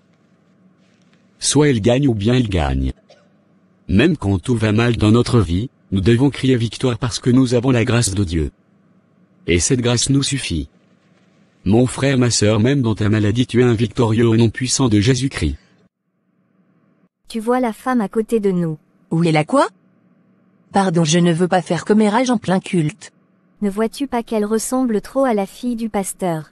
Pourtant les gens disent même qu'elle était déjà morte. Ce n'est pas elle. Ça doit être un membre de sa famille. Si c'était elle, toute l'église sera depuis. Même son père n'a rien dit. Je suis d'accord avec toi, papa, Dieu n'échoue jamais. Il est souverain et fait grâce à qui il veut. C'est bien ma fille, ça? C'est bien moi, Karine. Je sais que vous êtes tous surpris de me revoir encore vivante. Je vous avoue que je l'étais plus que vous. Mais j'ai finalement compris que nous avons un Dieu qui a le contrôle sur toute chose. Nous avons un Dieu qui fait l'impossible dans notre vie chaque jour et qui sait tout faire pour la gloire de son nom. C'est à lui le dernier mot. C'est vrai que j'ai souffert, mais il m'a fait grâce. J'espère que chacun de nous pourra se servir de cette leçon de vie pour mûrir sa foi. J'ai entendu plusieurs commentaires sur moi qui m'avaient fait pleurer. J'ai aussi appris comment vous, peuple de Dieu, aviez jugé mes parents. Mais me voici devant vous aujourd'hui. Dieu sait ce qu'il fait et c'est à lui le dernier mot. Pourquoi ce regard? Ne t'ai-je pas dit de ne pas écouter Léondie? Je regrette maman. Si seulement je pouvais savoir qu'elle allait se remettre. C'est le discours de l'homme insensé que tu viens de tenir. J'espère que tu as appris la leçon. Elle ne décroche plus mon appel. Tu n'étais pas dans le plan de Dieu pour cette fille. C'est pour ça que tu t'étais comporté de la sorte. Va lui demander pardon et aussi demande la grâce de ton Dieu. Merci beaucoup madame pour tout ce que vous avez fait pour moi. Remercions plutôt Dieu madame. Je suis très contente de vous revoir en forme. Merci. S'il vous plaît, je veux connaître votre Dieu. Je ne sais pas vraiment qui il est mais je pense qu'il m'a montré que je n'étais rien. Si j'étais la seule à beaucoup souffrir dans cet accident, c'est sûrement pour une raison. Je veux aussi devenir un chrétien comme toi. Gloire à toi Seigneur. Heureusement que tu es encore en vie. Ta conversion ne sera plus après ta mort, comme tu me l'avais dit le premier jour qu'on s'était rencontrés. Car après la mort il n'y a plus de possibilité de se convertir. Je suis vraiment désolé pour mon discours mal placé. Que Dieu me pardonne. Amen. Bon retour sur le plateau mes chers. C'est le moment de passer aux enseignements. Permettez-moi de rappeler le thème d'aujourd'hui. Il s'agit de savoir pourquoi Dieu permet parfois la souffrance dans notre vie. Pasteur Paul, vous avez la parole. Merci Bino, pour ce merveilleux thème que vous avez choisi aujourd'hui. Avant toute chose, permettez-moi de dire que la souffrance fait partie de la vie des humains que nous sommes. Nous passons tous par des moments de souffrance, que ce soit la perte d'un proche, les problèmes de couple ou même encore la maladie. À ces moments-là, tous nos plans d'avenir s'obscurcissent. Dans la parole de Dieu, l'histoire du prophète Élie nous montre qu'alors qu'il vivait une période de dépression après avoir été menacé de mort, Dieu est venu le trouver là où il se cachait, l'a réconforté et lui a redonné du courage. Dieu seul est souverain, et il décide ce qu'il veut, mais sachez que tout est pour la gloire de son nom. Il ne fait rien au hasard. La Bible nous dit, peu importe la douleur de la chute, le juste se relève toujours. Car le juste tombe cette fois mais se relève, alors que les méchants s'effondrent dans le malheur. Le Seigneur permet la souffrance pour qu'il soit glorifié. Si nous regardons dans Jean chapitre 9, la parole de Dieu parle d'un homme qui a été aveugle dès la naissance. Les disciples de Jésus lui ont demandé si c'était à cause des péchés de ses parents, ou bien si c'était à cause de ses propres péchés. Et Jésus répondit, ni l'un, ni l'autre. Il n'a pas péché, mais c'est pour la gloire de Dieu. Ça signifie que Dieu utilisera ta situation du moment pour prouver sa gloire, pour te montrer qu'il peut changer les circonstances, et que rien ne lui est impossible. Parfois la souffrance est là pour que nous puissions considérer l'éternité. Il faut que vous sachiez que tant que vous vivez sur cette terre le bonheur absolu n'existe pas. Jean 16, 33 dit, vous avez de la tribulation dans le monde, mais ayez bon courage. Moi j'ai vaincu le monde. Tous les héros de la foi ont souffert. Pour le chrétien, c'est une étape, par laquelle il faut passer. Notre véritable maison se trouve au ciel. L'apôtre Paul n'a-t-il pas imploré le Seigneur de lui guérir de cette épine? Mais le Seigneur a dit non. Le Seigneur a dirigé l'apôtre Paul de manière à nous faire voir la faiblesse et la souffrance d'une manière différente. Paul nous dit, le Seigneur m'a répondu. Ma grâce te suffit, car ma puissance donne toute sa mesure dans la faiblesse. C'est donc très volontiers que je mettrai plutôt ma fierté dans mes faiblesses, afin que la puissance du Christ fasse en moi sa demeure. C'est pourquoi j'accepte de grand cœur pour le Christ, les faiblesses, les insultes, les contraintes, les persécutions et les situations angoissantes. Car, lorsque je suis faible, c'est alors que je suis fort. Cher Bino, je vais m'en arrêter ici pour permettre à ma fille de continuer. Merci. Merci beaucoup cher pasteur pour vos enseignements. Ma sœur Karine, vous avez donc la parole.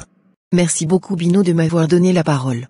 Dieu nous a initialement créés pour lui et dans sa sagesse il nous donne la liberté de choisir. La question qu'on va se poser aujourd'hui, n'est pas pourquoi le mal ou la souffrance mais où est le bien quand il y a le mal. Quand j'étais malade, non seulement je souffrais, mais il y avait beaucoup de rumeurs, et de méchanceté autour de moi et de ma famille. Souvent en tant qu'humain, on se fait plus de mal les uns et les autres, sans le savoir à travers nos jugements et nos critiques. Une personne qui souffre, peu importe la nature de la souffrance a besoin d'amour et de compassion. Je sais qu'aucun humain ne peut nous aimer comme Dieu dans nos moments de souffrance. Mais il ne faut pas que nous les humains, nous soyons des épines dans la plaie des autres. Si vous savez que vous ne pouvez pas aider celui ou celle qui est en souffrance, priez pour lui et passez votre chemin. Dieu même saura faire ce qu'il faut.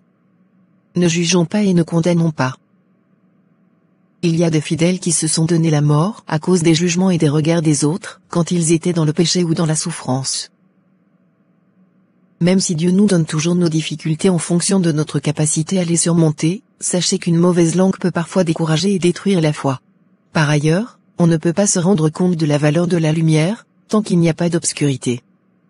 C'est parfois dans la souffrance que nous reconnaissons notre besoin de Dieu, lorsque nous sommes à bout et que nous n'avons plus de solution, c'est là où nous réalisons que nous n'avons pas été créés pour notre propre intelligence mais pour dépendre de lui. Mon message pour vous aujourd'hui, est de continuer de célébrer et de remercier le Seigneur même au milieu des tempêtes. Aidons nos frères et sœurs, qui traversent les périodes difficiles dans la prière. Dieu ne nous demande pas de comprendre ce qui se passe vraiment dans notre vie ou dans la vie des autres, il nous demande seulement de faire confiance et de croire en lui. C'est tout ce que j'ai à dire Papa Bino. Merci sœur Karine pour votre intervention. Pour compléter ce que nos deux invités ont dit, je dirais que la souffrance peut être également les conséquences de nos propres péchés. Dieu permet les conséquences de nos péchés pour nous protéger. Imaginons un peu que nous commettons un péché, et qu'il n'y a pas de conséquences. Cela va juste nous encourager à continuer, et à fermer nos oreilles contre les instructions du Seigneur.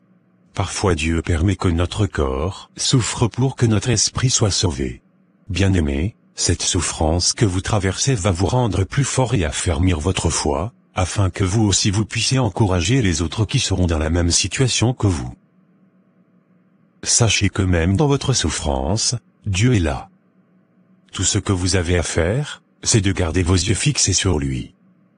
Votre joie, votre bonheur et votre espérance se trouveront en lui, et il agira pour votre bien. Amen. Bienvenue mes compagnons de tous les jours. On se retrouve aujourd'hui encore pour un nouveau débat. Le thème d'aujourd'hui est spécial. Spécial en ce sens où il touche à l'essence même de la vie. Il s'agira de l'avortement, qui veut dire l'expulsion provoquée d'un fœtus humain. Chaque année, des dizaines de millions de bébés ne naissent pas en raison d'une interruption de grossesse. Un chiffre qui dépasse la population de beaucoup de pays. Cet acte parfois justifié par la science et par plusieurs lois de nos pays, qui malheureusement regorgent des chrétiens. La question serait donc de savoir si un chrétien doit-il avorter ? La question concerne l'homme autant que la femme. Comme de coutume, nous avons des invités avec lesquels nous allons échanger les opinions. Nous aurons le pasteur Paul et sa femme Rebecca, que vous connaissez déjà à travers le premier débat de la chaîne. Nous aurons également le médecin gynécologue obstétricien, Monsieur Didier. Enfin nous aurons Monsieur Christian. Bien avant de commencer le débat, je vous invite à suivre attentivement cette animation.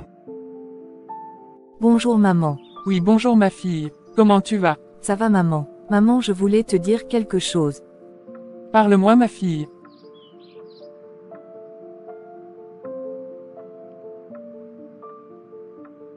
Il y a quoi? Tu ne parles plus. Je suis enceinte maman. Et mon Dieu, tu es quoi? À qui j'irais dire ça? Comment peux-tu tomber enceinte hors mariage? Et c'est qui le père? Je ne sais pas encore maman. Je ne pourrai pas le dire. Attendez, je rêve ou comment? Ne me dis pas que tu ne connais pas l'auteur de ta grossesse. C'est difficile à dire maman. Qu'est-ce que tu me racontes Diane? Qu'est-ce qui est difficile à dire? D'ailleurs même, depuis quand tu as commencé la fréquentation des hommes? Moi qui te croyais encore innocente en le criant sur tous les toits que ma fille est encore vierge, voilà tu me mets la honte. C'est qui l'auteur? Je ne peux pas maman. Qu'est-ce qui ne va pas bien avec toi? Ne m'oblige pas à t'exposer à l'église devant le pasteur. Si tu le fais, tu exposeras le pasteur aussi. Je vais exposer le pasteur en quel sens? C'est toi-même qui es la mauvaise brebis et non le pasteur qui nous conduit. C'est le pasteur qui t'encourage à écarter tes jambes aux hommes. C'est lui l'auteur de ma grossesse. Qu'est-ce que tu me racontes là? C'est le pasteur qui m'a engrossé. Sacrilège. Comment est-ce possible? On se voyait souvent et il m'avait convaincu qu'il voulait m'épouser et qu'on peut coucher sans danger. Gna gna gna. Ferme-moi ta bouche. Il t'a écarté la jambe de force.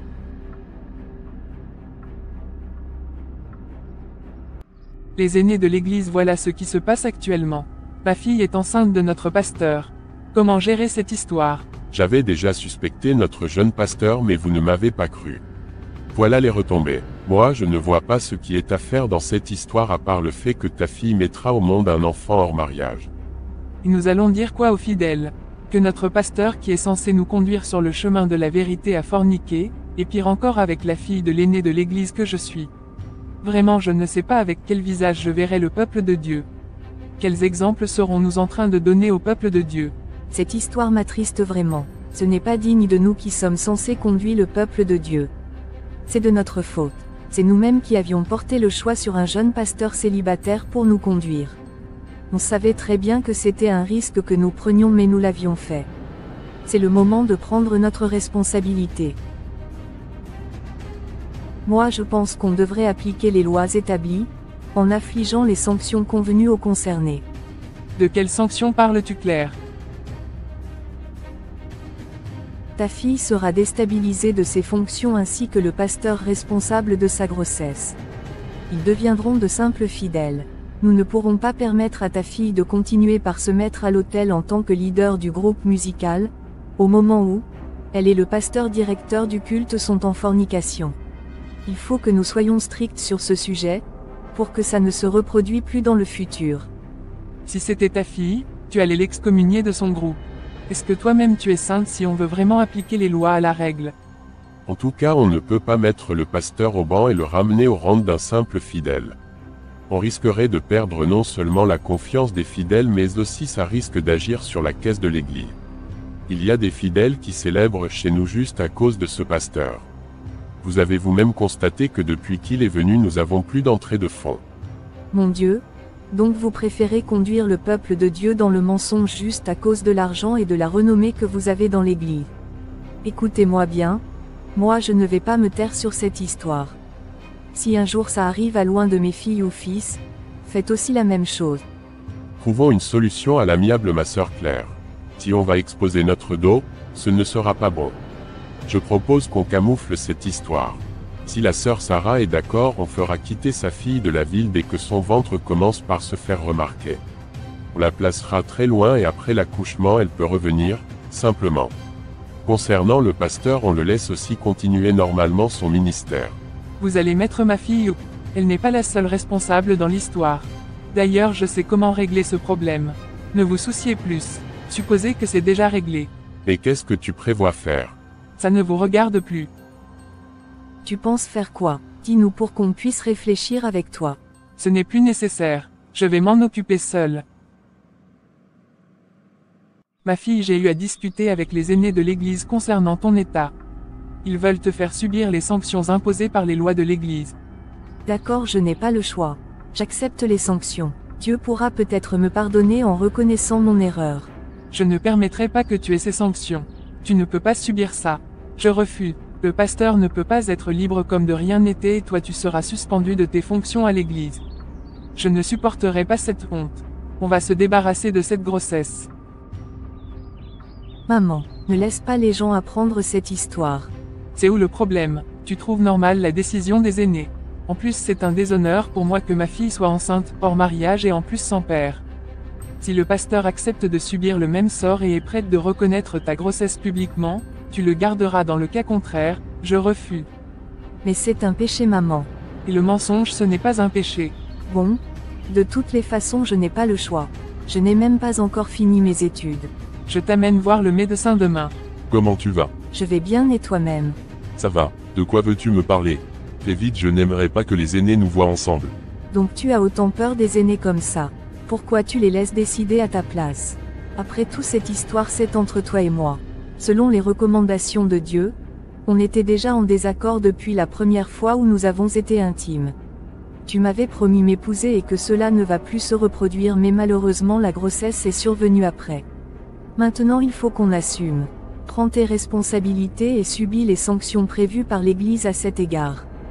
On pourra se mettre ensemble et élever notre enfant même si l'Église n'aimerait plus nous bénir. Ce que tu dis paraît simple mais en réalité c'est inconcevable pour moi. Mon ministère est en jeu, Diane. Tu veux que j'abandonne tout pour devenir un simple fidèle. Le pire de l'histoire, même si j'accepte les sanctions, après ce sera difficile voire impossible que je poursuis mon ministère en tant que pasteur, vu que je ne serai pas marié selon les normes de l'Église. Je ne peux pas tout abandonner, Diane.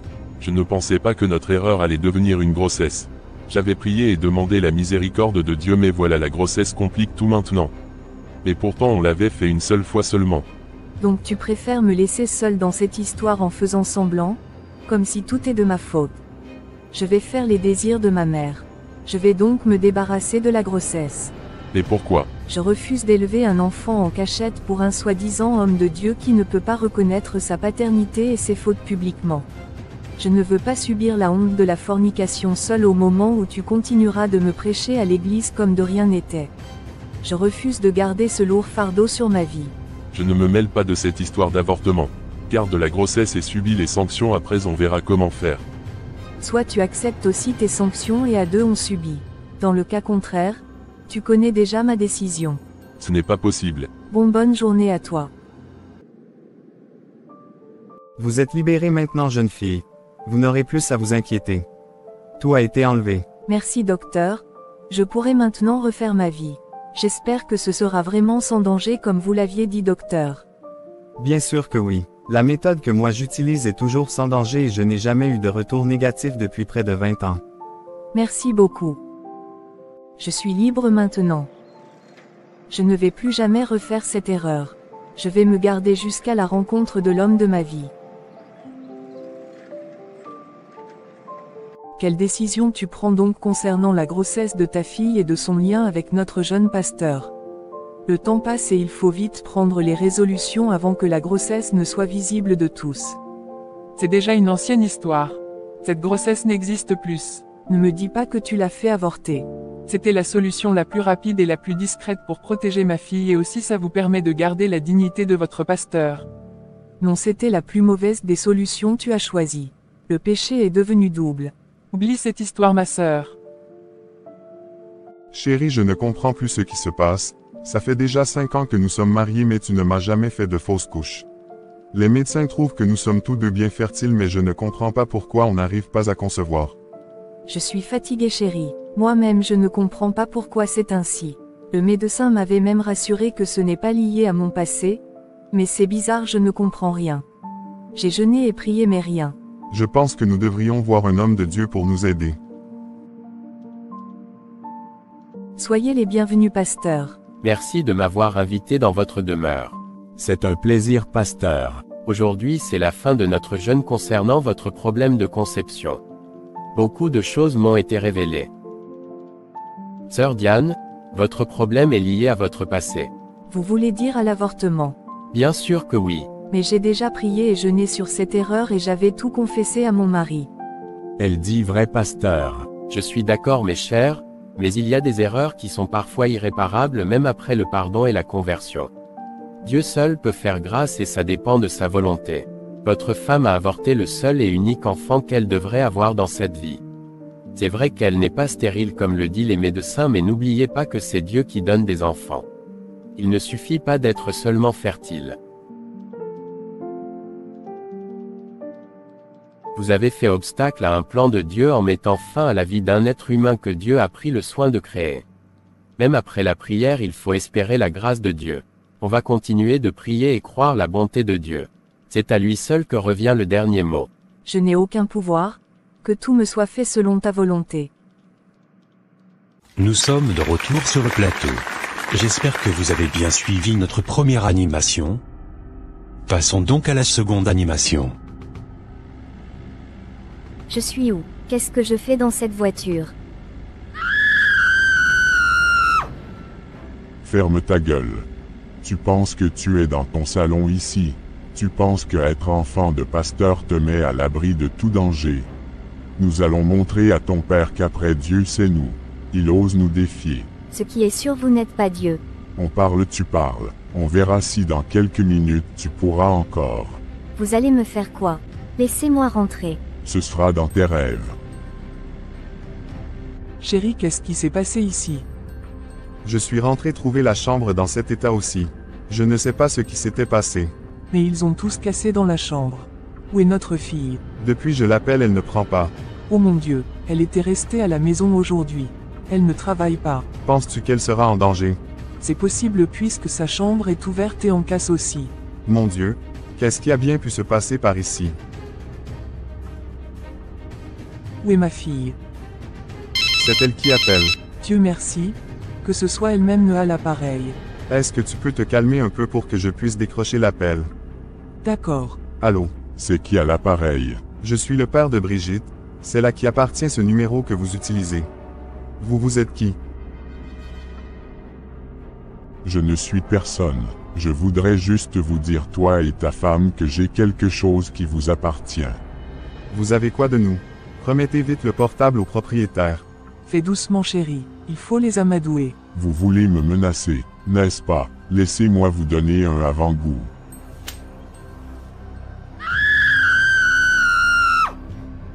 Il me gifle papa. C'est fini, ma fille est avec eux. Ils ont kidnappé mon unique enfant. Monsieur, vous voulez quoi? Pourquoi vous vous preniez à ma fille? Je vous en veux, vous et à votre famille.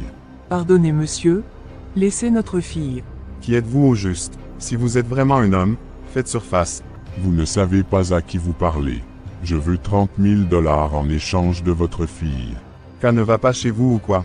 Vous enlevez ma fille et vous me demandez encore cette grosse somme. Vous voulez que je trouve cette somme où? Dois-je devenir voleur et arnaqueur comme vous pour l'avoir? Je vais vous appeler la police. Si vous osez, votre fille mourra. D'ailleurs, elle souffre déjà correctement ici. Vous avez exactement 24 heures pour m'envoyer la somme demandée. Dès que vous avez la somme, rappelez-moi. Je vous dirai quoi faire. Vous aurez de mes nouvelles, espèce d'arnaqueur. Il m'a coupé au nez. Je t'avais dit de faire doucement avec ces gens. Notre fille est en danger. C'est à nous d'être doux avec eux. Voilà que tu viens de l'énerver. Comment ferons-nous maintenant?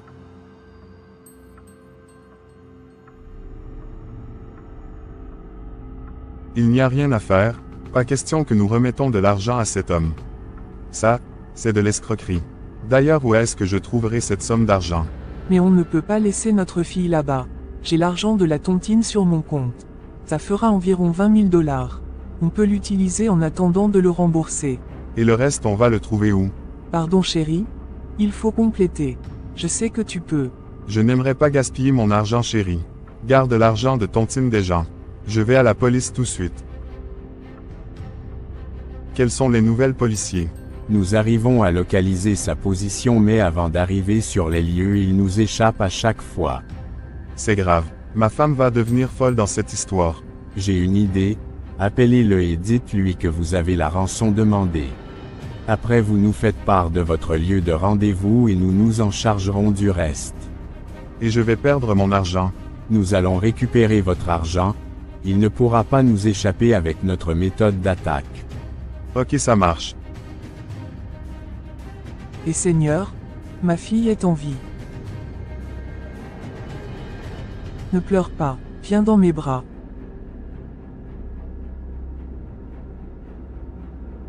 Merci chef pour votre aide, grâce à vous, on a pu arrêter ce psychopathe. Je vous en prie. Chérie, ta fille ne fait que pleurer depuis que nous sommes rentrés. C'est normal, elle a été beaucoup traumatisée. Elle va s'en remettre, c'est sûr. Laisse-lui le temps. Oui, mais j'ai l'impression qu'elle a quelque chose à nous dire mais qu'elle a honte. Avec le temps, elle va se retrouver, chérie. Ne t'inquiète pas. D'accord, mais il faut qu'on l'amène à l'hôpital. D'accord. Le médecin viendra à la maison. Vous voilà enfin, j'étais inquiet. Comment va-t-elle? J'ai 2 mauvaises nouvelles et une bonne à vous annoncer. Seigneur, quelles sont les mauvaises nouvelles? Votre fille a été violée et est enceinte. Quoi? Mon Dieu. Et c'est quoi la bonne nouvelle donc? On a encore la possibilité d'interrompre sa grossesse sans complications ni danger. Ça non, jamais de mon vivant. Je ne vais pas laisser ma fille interrompre une grossesse. C'est contre mes convictions et ma foi chrétienne. C'est la meilleure solution, monsieur. Vous ne faites rien de grave à votre fille. Au contraire, vous la protégez du danger. Voulez-vous avoir un petit-fils sans père et dont la mère a été violée? Est-ce que vous imaginez un tant soit peu la souffrance qu'aura cet enfant dans la société? Et aussi pensez-vous que votre fille sera-t-elle respectée et honorée par la société et même par votre religion? Je ne pense pas que votre fille puisse résister aux humiliations et à la dépression du viol. S'il vous plaît, cher monsieur, faites-moi confiance et débarrassons cette grossesse pour que votre fille puisse continuer une vie plus ou moins normale et pour que cette histoire ne soit pas révélée au grand public. Si vous aimez vraiment votre fille, c'est la meilleure solution à prendre. En plus, vous serez protégé par la loi. Saviez-vous à qui vous parlez?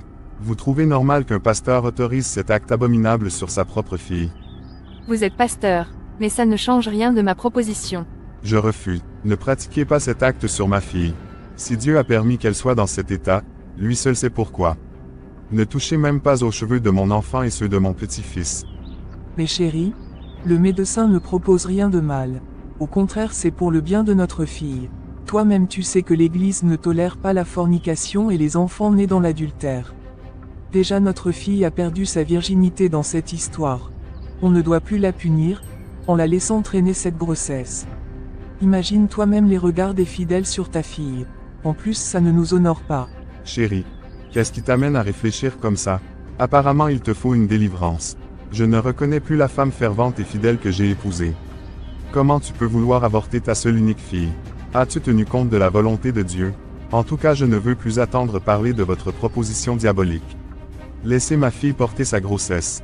Si cet enfant ne devrait pas venir dans ce monde, Dieu n'allait pas autoriser sa formation. Au contraire, nous devons prier pour que lui-même nous aide à faire le bon choix. N'oublie pas qu'un enfant issu d'un viol aussi a une âme et un plan de Dieu sur sa vie. Un enfant mal conçu peut aussi avoir un avenir brillant. Je ne sais même pas quelle dépression mon Dieu ne peut pas soulager. Laissons Dieu décider de tout. D'accord, monsieur, votre volonté sera respectée. Bon retour à nous sur le plateau. C'est le moment du débat. Pasteur Paul, vous avez la parole. Merci de m'avoir donné la parole. Que Dieu vous bénisse. La Bible n'emploie pas le terme « avortement » pour parler de l'expulsion provoquée d'un fœtus humain. Toutefois, de nombreux versets de la Bible nous donnent le point de vue de Dieu sur la vie humaine, même sur celle d'un enfant à naître. La vie est un cadeau de Dieu. Pour lui, chaque vie est précieuse, même celle d'un bébé dans le ventre de sa mère. Donc tuer volontairement un enfant à naître revient à commettre un meurtre. La loi que Jéhovah avait donnée aux Israélites disait: « Si des hommes se battent, qu'il heurte une femme enceinte et qu'elle accouche prématurément, mais que l'accident ne soit pas mortel, le coupable devra payer l'indemnité que le mari de la femme lui imposera. Il devra la payer par l'intermédiaire des juges. Mais si l'accident est mortel, il devra donner vie pour vie. » Je vois le grand gynécologue lever le doigt. Je suis sûr qu'il a une précision ou une question pour vous, cher pasteur. Sans vous arracher la parole, laissez-moi prendre l'avis du médecin. J'aimerais juste demander au pasteur quand est-ce que la vie commence selon la Bible. Merci, médecin. Pasteur Paul, vous avez de nouveau la parole. Merci pour la question. Si nous lisons le psaume 139 verset 16, le roi David était inspiré par Dieu et s'est adressé à lui en disant « Tes yeux m'ont vu alors que je n'étais qu'un embryon », ce qui veut dire que Dieu considérait David comme une personne à part entière avant même qu'il soit né. Aussi si nous lisons Jérémie 1 verset 5, Dieu dit au prophète Jérémie « Avant de te former dans le ventre, je te connaissais, et avant ta naissance, je t'ai sanctifié. J'ai fait de toi un prophète pour les nations. » Ces versets bibliques témoignent que Dieu considère que la vie d'un être humain commence dès sa conception. Dieu présente toujours un enfant à naître comme une personne à part entière. J'espère que j'ai bien répondu à la question du médecin. Sur ce, je vais m'en arrêter là. Cher gynécologue, vous avez donc la parole. Je suis tout à fait d'accord avec le pasteur sur tout ce qu'il vient dire. Je suis aussi médecin. J'avais fait des interruptions que je regrette aujourd'hui, donc j'épouse parfaitement son développement et je le remercie pour ses enseignements. Mais j'avoue qu'il y a des cas compliqués parfois où nous sommes obligés de faire recours à l'avortement. Je peux citer le cas où pendant l'accouchement, une urgence médicale impose de choisir entre la vie de la mère et la vie de l'enfant. Dans la plupart des cas, les hommes et la famille préfèrent sauver la mère au détriment de l'enfant. Est-ce que dans ce cas Dieu doit toujours être contre l'interruption de la grossesse? Nous avons plusieurs autres cas comme le cas des grossesses extra-utérines, le cas des grossesses survenues après le violet et aussi les grossesses qui révèlent un futur bébé avec des malformations ou un bébé drépanocytaire. Dans ces extrêmes, l'interruption est la meilleure solution que la médecine propose. Et je ne pense pas qu'il y aura mieux. Je vois Monsieur Christian très excité. Je tiens à vous rappeler que Monsieur Christian est notre invité spécial du jour. Il est un témoignage vivant. Vous avez la parole, Monsieur Christian. Merci cher aîné de m'avoir donné la parole. Tout d'abord, j'aimerais faire ce témoignage pour montrer la grandeur de Dieu. Vous n'imaginez combien les voies et moyens de Dieu sont immenses. Si vous me voyez devant vous aujourd'hui, cela veut dire que Dieu peut tout. Mon cher médecin, l'avortement n'est pas le dernier recours pour les cas extrêmes que vous venez de citer. Je vous dis mes frères et sœurs, le dernier recours c'est Dieu et Dieu seul. Je suis cet enfant né du viol. Je n'ai jamais connu mon père. Et le pire dans l'histoire, je suis né drépanocytaire. Je remercie mon Dieu qui avait inspiré ma mère et ses parents de me garder en vie, parce qu'aujourd'hui ils ne regrettent pas leur choix. Je suis très bien portant, parce que Dieu m'a aidé à suivre et à vaincre cette maladie que j'ai malgré moi et contre la volonté de ma mère qui était innocente comme moi d'ailleurs. Aujourd'hui j'ai une vie stable. Je suis père de 2 enfants bien portants. Je reconnais que c'est une grâce que j'ai, mais j'ai foi en mon Dieu que j'adore, qu'il ne faillit jamais quand la situation devient compliquée et qu'il n'y a pas d'autres issues. La parole déclare qui croit verra la gloire de Dieu. Monsieur Christian, je suis content que vous soyez aujourd'hui normal et en bonne santé. D'ailleurs, la science évolue de jour en jour et les méthodes de traitement deviennent de plus en plus sophistiquées. Mais ici, nous parlons du cas général. Combien d'enfants drépanocytaires arrivent à maturité? Je ne peux pas finir de vous citer les familles qui se sont ruinées en voulant garder leur enfant malade en vie. C'est très compliqué, Monsieur Christian, et je ne le souhaite à personne. C'est une lutte parfois éternelle entre la vie et la mort. N'oubliez pas que tout le monde n'aura pas la grâce que vous avez dans votre vie. Merci à nos 2 frères pour leurs interventions. J'avoue que je suis tout excité d'intervenir aussi, mais bien avant cela, j'aimerais écouter la voix de la seule femme du débat. N'oublions pas que ce sont les femmes les premiers concernés par ce sujet. Sœur Rebecca, vous avez la parole. Merci à tous. Je pense que tous les avis sont logiques dans ce débat-ci. Je n'ai pas grand-chose à dire à part notifier que les cas extrêmes dont parle le médecin sont vraiment rares. Plus de 95% des avortements pratiqués dans le monde aujourd'hui concernent des femmes qui ne veulent tout simplement pas avoir d'enfants. Moins de 5% sont consécutifs à un viol, un inceste ou pour sauver la vie de la mère. Même dans les 5% de cas difficiles, l'avortement ne doit jamais être le premier choix envisageable. La vie d'un être humain dans le sein maternel vaut bien qu'on fasse tous les efforts pour lui permettre de naître. Évitons de détruire le plan de Dieu. Que les personnes à risque de consanguinité et de drépanocytose ne se mettent pas en couple. Que l'État prenne aussi des dispositions pour sanctionner comme il faut les violeurs afin qu'ils arrêtent leurs vices. Merci à vous tous pour vos différentes interventions. J'ai bien aimé. J'espère que nos spectateurs aussi ont bien pris plaisir. Mon intervention dans ce débat sera d'abord sur la première animation que nous avions tous suivie. Personnellement, je trouve que les aînés de l'Église sauf Claire avaient tout tort. Ils avaient soutenu d'une part le pasteur et encouragé d'autre part l'avortement de Diane. Puisque la maman de Diane, c'est-à-dire Sarah, était aussi membre de ce comité d'aînés.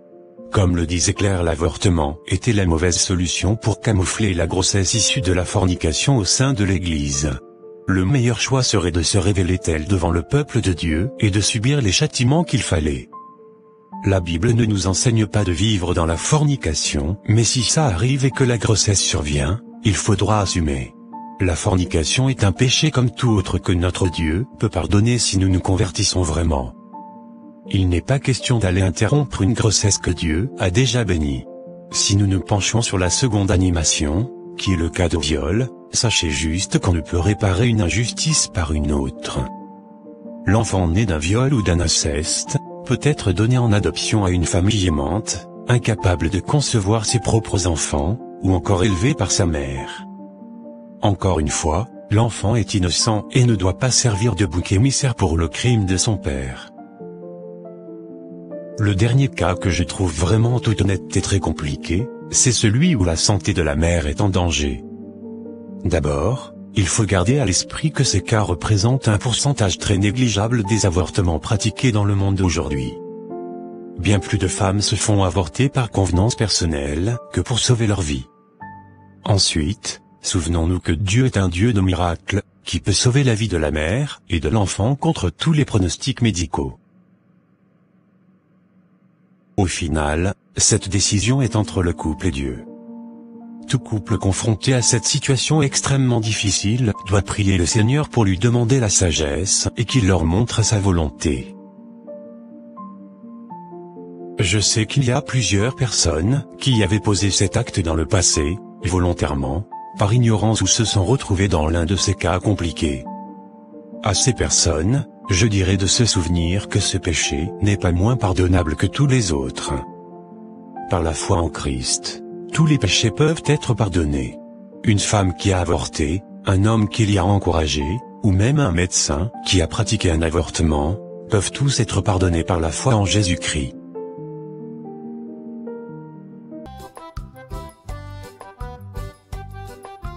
Bienvenue sur notre chaîne Cours de vie. Aujourd'hui nous allons aborder un sujet un peu délicat. Un sujet qui nous concerne tous. Celle de la place d'une belle-mère dans la vie du couple d'un fils. Nous avons pour la circonstance invité quelques personnalités pour partager leurs opinions avec nous. Il s'agira de Sarah la dégameuse, de Claire la belle-mère douce, et du couple religieux, le pasteur Paul et son épouse Rebecca. Sans plus tarder, le décor sera planté. Nous allons ensemble suivre le comportement de chacune des deux types de belle-mères dans le foyer de leur fils, et après nous reviendrons sur le plateau. Qui peut bien cogner ce matin de bonne heure comme ça? Chérie? N'est-ce pas ta maman ça? Maman, elle viendrait cogner à pareille heure. J'irai ouvrir. La sonnerie est pourtant là mais je ne sais pas pourquoi la personne préfère cogner. Belle-mère? Donc c'était vous? Non, ce n'est pas moi. C'est mon fantôme, tu vois. Comment se fait-il qu'une bonne femme au foyer doit encore rester au lit jusqu'à 7 heures? Quel genre de femme es-tu? Rentrons à l'intérieur pour discuter maman. Les voisins dorment encore. Donc c'est moi la chienne qui aboie, empêchant les gens de dormir. Allons juste à l'intérieur maman. Ma belle-mère à moi? Ma belle-mère chérie. C'est qui ta belle-mère chérie? Ouvre-moi la porte, je vais rentrer. Oui mon fils, appelle-moi mon enfant. Il est toujours au lit. Dis-lui que sa maman est venue. Chérie, ta maman t'appelle. Tu ne lui ai pas dit que je dormais. Comment elle peut débarquer chez moi à 4 heures du matin? S'il te plaît, sors la voir. Je ne veux pas des problèmes. Mais maman, tu viens faire quoi chez moi à 4 heures du matin? Y a-t-il un souci? Mais accueille-moi d'abord mon fils. Tu dois être content de voir ta mère. Il y en a qui n'ont plus cette chance. Je sais. Je suis content que tu sois en vie et en bonne santé maman. Mais ce n'est pas une raison pour toi de venir nous réveiller moi et ma femme si tôt. Donc ta femme reste au lit jusqu'à pareille heure et tu es fier de me le dire. Il est presque 5 heures déjà. Normalement une bonne femme devrait même déjà être en éveil. Soit elle serait en cuisine ou bien, elle serait en train de faire le ménage. Comment peut-elle rester encore au lit jusqu'à cette heure? Maman, arrête tes histoires là. C'est quoi le truc avec toi? Chaque fois c'est des histoires. Laisse ma femme en paix. Tu n'as pas le droit de venir dans mon foyer imposer ta loi, maman. Tu ne sais pas ce que moi et ma femme avions fait de notre journée pour que tu viennes déterminer notre heure de réveil. Je suis désolé, mais ça ne marchera pas. Tu oses me parler ainsi. En tout cas moi je ne demande pas grand-chose, mais juste ta sécurité. Merci, j'ai entendu. Depuis que tu es marié, tu ne viens plus me voir comme avant. Même les cadeaux que tu me faisais ont diminué. Mais je me suis marié il y a seulement 2 mois, maman. Tu parles comme si je t'avais laissé pendant des années. Tu es mon unique fils, toi-même tu sais. On a vécu tout le temps ensemble, mais te voir partir brutalement comme ça me tourmente. Que penses-tu si je venais rester avec toi ici à la maison? Tu penses venir rester ici, mais ce sera compliqué. S'il te plaît, accepte ma proposition. Laisse-moi en parler avec ma femme voir. Donc c'est elle qui prend les décisions dans cette maison à ta place. Je n'ai pas besoin de son accord. Ici c'est chez mon fils. Ce qui est sur moi je vais aménager chez toi. Je vais au boulot, chérie. D'accord, mon amour. Mais tu n'avais pas répondu à la proposition de maman dont je t'avais parlé, chérie. Ta maman ne peut pas rester ensemble avec nous dans cette maison, chérie. Ce sera une très mauvaise idée. Je sais, mais toi-même tu connais cette dame. Elle ne comprend pas vite. Aussi, elle est toute seule et ennuyée dans sa maison. Il n'y a personne avec elle. Elle veut juste rester à mes côtés. Non, je n'épouse pas cette idée, chérie. Je refuse. Trouver à ta maman une domestique ou bien qu'elle ramène quelqu'un du village pour la seconder à la maison. Je suis désolée de te désobéir cette fois-ci. Ici c'est mon foyer et je ne permettrai à personne d'autre de venir nous mélanger.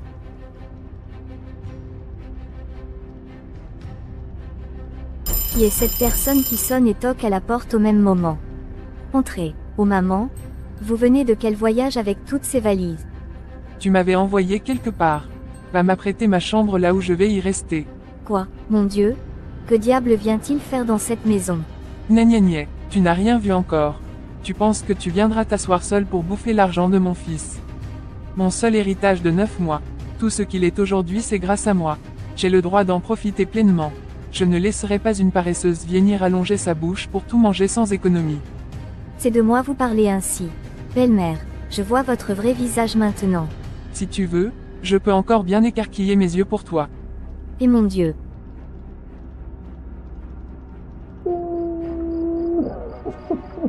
Mais pourquoi pleures-tu, chérie? Tu ne dors même plus bien ces temps-ci. Chérie, la présence de ta maman dans cette maison est une très mauvaise expérience pour moi. On dirait l'enfer s'est déplacé chez nous. C'est très compliqué pour moi de supporter ta maman jour et nuit. Et quand je me rappelle la nuit que le matin, je passerai toute ma journée avec elle, ça me hante l'esprit. Tu veux qu'on fasse comment maintenant? Elle est déjà là. Je ne peux pas renvoyer ma mère de ma maison. Toi-même tu sais comment elle avait débarqué ici. C'était contre ma volonté mais je n'avais pas le choix. Si, tu as le choix, Josias. C'est toi l'homme de cette maison. Il faut imposer ton autorité. Dis à ta maman de partir. Ici c'est ton foyer et non son bateau où elle est capitaine. Tu me demandes de renvoyer ma propre mère de ma maison. Est-ce que tu as au moins l'idée de ce que les gens diront de moi? Ces gens dont tu parles ne savent pas qui est réellement ta mère. Ils ne savent pas l'enfer que je vis ici. Mais toi aussi tu exagères un peu, chérie. Ne fais pas comme si ma mère était un diable. La pauvre dame ne te dit même rien. Elle est toujours dans sa chambre. Pourquoi tu fais comme si tu ne connais pas ta maman? En tout cas, si tu ne peux pas régler cette situation, je risque de quitter cette maison. Je vais rejoindre mes parents. Mais pourquoi veux-tu quitter? Quand tu seras prêt pour épouser une femme, tu viendras me chercher. Regardez comment cette dame a encore sali la cuisine. Vraiment c'est dégoûtant. Qu'est-ce qu'elle prépare même? Ça sent du brûlé par ici. Qui t'a demandé ton aide à la cuisine? Ne touche plus à mes choses. Ta nourriture se calcine. Je ne pouvais pas être assise et laisser tout brûler dans ma cuisine. Ta cuisine, dis-tu? Est-ce que tu connais le prix d'un ustensile de cuisine? Il fallait laisser tout se griller. Ne viens pas m'empoisonner. Tout ce qui se trouve dans cette cuisine est à moi. J'ai le droit d'intervenir quand ça ne va pas. Ne me réponds plus sur ce ton. Je ne suis pas ta camarade. Qu'est-ce que je t'ai dit de mal? En tout cas, on va tout régler ce soir dès l'arrivée de mon fils. Mais tu viens chercher quoi au bureau, maman? Ta soi-disant femme me défie à la maison. Je lui avais dit de ne jamais toucher à ma cuisine ou à ma nourriture. Elle ose non seulement toucher à ma nourriture mais elle me chasse et m'insulte que tout ce qui est dans la cuisine est sa propriété. D'accord, j'ai compris maman. Tu peux partir maintenant? Dès que je rentre, on va régler ça. Mais tu ne dis rien de concret et me demandes de rentrer. J'ai du boulot maman. Je vais te faire un virement tout à l'heure. Trouve-toi un bon restaurant pour manger. N'y va plus dans la cuisine aujourd'hui s'il te plaît. D'accord. C'est maintenant je reconnais mon fils. Attendez. Cette dame prend ma voiture pour sortir sans même m'avertir. Je rêve ou quoi? Dans quoi je me retrouve dans cette maison? Seigneur, donne-moi la sagesse qu'il faut pour pouvoir vaincre cette dame. Elle croit pouvoir me faire quitter mon foyer. Elle se trompe. Elle sera confondue au nom de Jésus. Chérie, qu'est-ce qui s'était passé avec maman? Pourquoi l'avais-tu insultée et chassée de la cuisine? De quoi tu parles, chérie? Penses-tu vraiment que je peux insulter ta maman et la chasser de la cuisine? En tout cas, je n'aimerais pas des histoires dans ma maison. Je ne fais aucun problème moi. Si je devrais aussi venir t'informer de chacun des comportements de ta maman, tu allais finir déjà à l'hôpital. Peux-tu imaginer que depuis plus d'une semaine je n'ai plus accès à ma propre voiture? La voiture à quoi? Ta maman en a fait sa propriété. Elle ne me calcule même pas. Elle prend ce qu'elle veut sous prétexte que c'est pour son fils et que moi je suis juste une paresseuse qui vient profiter de toi. Elle a pu se comporter de la sorte. Elle est juste là, tu peux l'appeler et le lui demander. Maman. Mon ange, tu étais rentré depuis mais je ne savais pas. J'étais au téléphone avec ta tante. Elle va bien, n'est-ce pas? C'est l'essentiel. S'il te plaît, remets-moi la clé de la voiture que tu as avec toi. Tu veux m'arracher la clé de ta voiture? Cette voiture est celle de ma femme. Je t'avais bien dit d'utiliser la petite voiture qui est libre en attendant qu'on trouve une autre solution. Quelle autre solution? Moi j'ai déjà ma solution. Tu vas mettre ta maman dans une vieille petite voiture au moment où cette paresseuse sera en train de rouler une belle caisse. Ce ne sera pas de mon vivant. Qu'elle prenne la petite voiture. Moi je ne remettrai plus cette clé. Mon Dieu. Cette voiture est à ma femme. Elle l'a payée à la sueur de son front. Alors dépose sa voiture et occupe-toi de celle que je t'ai donnée. Elle fait quel boulot pour se payer une telle voiture, si ce n'est que ton argent elle ramasse. Moi je ne rendrai pas cette clé. Pourquoi es-tu surpris? Je t'avais pourtant prévu. Tu peux garder cette voiture maman. Je vais utiliser la petite, ce n'est pas grave. Mais pourquoi tu prends cette décision? T'inquiète, elle peut garder. C'est aussi ma belle-mère. Je peux lui offrir une voiture. Tu as chance. Remercie Dieu qui vient de te conseiller. Moi je vais dans ma chambre. Nous venons de suivre le comportement de la belle-mère Sarah dans le foyer de son fils. Bonsoir Sarah. Bonsoir, sage Bino. À présent suivons le comportement de Claire dans le foyer de son fils. Bonjour maman, comment tu vas pour moi? Oui, je vais très bien aussi maman. Tu nous manques beaucoup, ta belle-fille demande à te voir. Je passerai te voir après le boulot. Bonne arrivée mon fils. Merci maman. Comment se porte la maison? Tout va bien mon fils. Comment ça se passe de ton côté? J'espère que ma belle-fille s'en sort bien avec sa grossesse. Ça va? Elle se débrouille très bien. Elle continue même d'aller au boulot. D'accord. Mais ne la laisse pas toute seule faire les tâches ménagères dans son état, vu qu'elle va encore au boulot. Bien sûr maman. Bien avant même qu'elle ne tombe enceinte, je l'aidais souvent quand on revient tous fatigués du boulot. C'est parfait. Il faut bien prendre soin d'elle. D'accord maman. Mais maman, j'aimerais que tu viennes rester avec nous à la maison. Tu dois trop te sentir ennuyée seule ici. En plus tu pourras mieux assister Charlotte dans son état. Je comprends bien ton inquiétude mon chéri, mais la place d'une belle-mère n'est pas dans le foyer de son fils. Pour l'assistance de ta femme, ne t'inquiète même pas. On s'appelle déjà régulièrement et je suis son état de près. Mais il va falloir quand même que tu viennes rester à la maison dans les derniers jours de l'accouchement. Aussi après l'accouchement, elle aura besoin de ton expérience. Je sais bien qu'elle aura besoin de moi après l'accouchement. Dès qu'elle accouche, je viendrai faire quelques jours avec vous. Mais pour ce qui est de la période avant l'accouchement, t'inquiète, on saura gérer à distance. Je passerai par moments les dimanches après le culte avant de rentrer à la maison. D'accord maman, je vais demander à rentrer maintenant. Attends, j'ai préparé la nourriture préférée de ta femme. Je vais te faire un plat à emporter. N'oublie pas aussi de lui dire merci pour le pagne qu'elle m'avait offerte la semaine dernière. Ok. Mon ventre. Mon Dieu, ça fait très mal. Allô chérie, est-ce que tu peux rentrer? J'ai très mal au ventre. On dirait le travail a commencé. D'accord, j'arrive tout de suite, laisse-moi informer maman. Allô maman, j'espère que tu vas bien. Charlotte vient de me dire qu'elle a des contractions. On dirait son travail a commencé. Ah bon? Mais on s'était appelé ce matin, elle n'avait rien. Bon, je vais passer la voir à la maison tout de suite. D'accord maman, mais fais vite, j'ai trop peur. J'ai une réunion qui commence dans 15 minutes, après je vous rejoins. D'accord, mais sois relax. Le travail ne commence pas en même temps avec l'accouchement. Il faut un peu de temps d'abord. T'inquiète, tout ira dans l'ordre par la puissance du Saint-Esprit. Amen. Mes fils, demain je dois rentrer à la maison.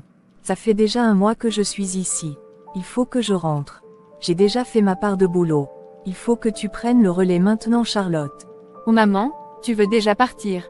Tu n'as même pas fait 2 mois avec nous maman. 1 mois dans le foyer de mon fils est déjà trop. T'inquiète, vous allez très bien vous débrouiller. Si vous avez des programmes très chargés, vous pouvez passer me déposer Prince à la maison à tout moment. Reste encore un peu avec nous maman. Tu peux même aménager ici maman. Exactement, viens habiter avec nous. Vous ne me comprenez sûrement pas aujourd'hui, mais vous allez me remercier dans le futur. Le couple, c'est vous deux sans la belle-mère. Je suis désolée, mais je ne pourrai pas aménager ici. Même si je dois rester ici encore, ce sera juste pour 3 jours et pas plus. Nous voici de retour sur le plateau. Bonsoir Claire. Bonsoir Bino. Contente de te revoir. Le plaisir est partagé.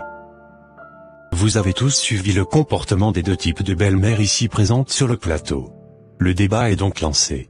Cher pasteur Paul, qu'est-ce que vous avez à dire à ceux qui nous suivent concernant le thème du jour, et par rapport au comportement de nos 2 belles-mères?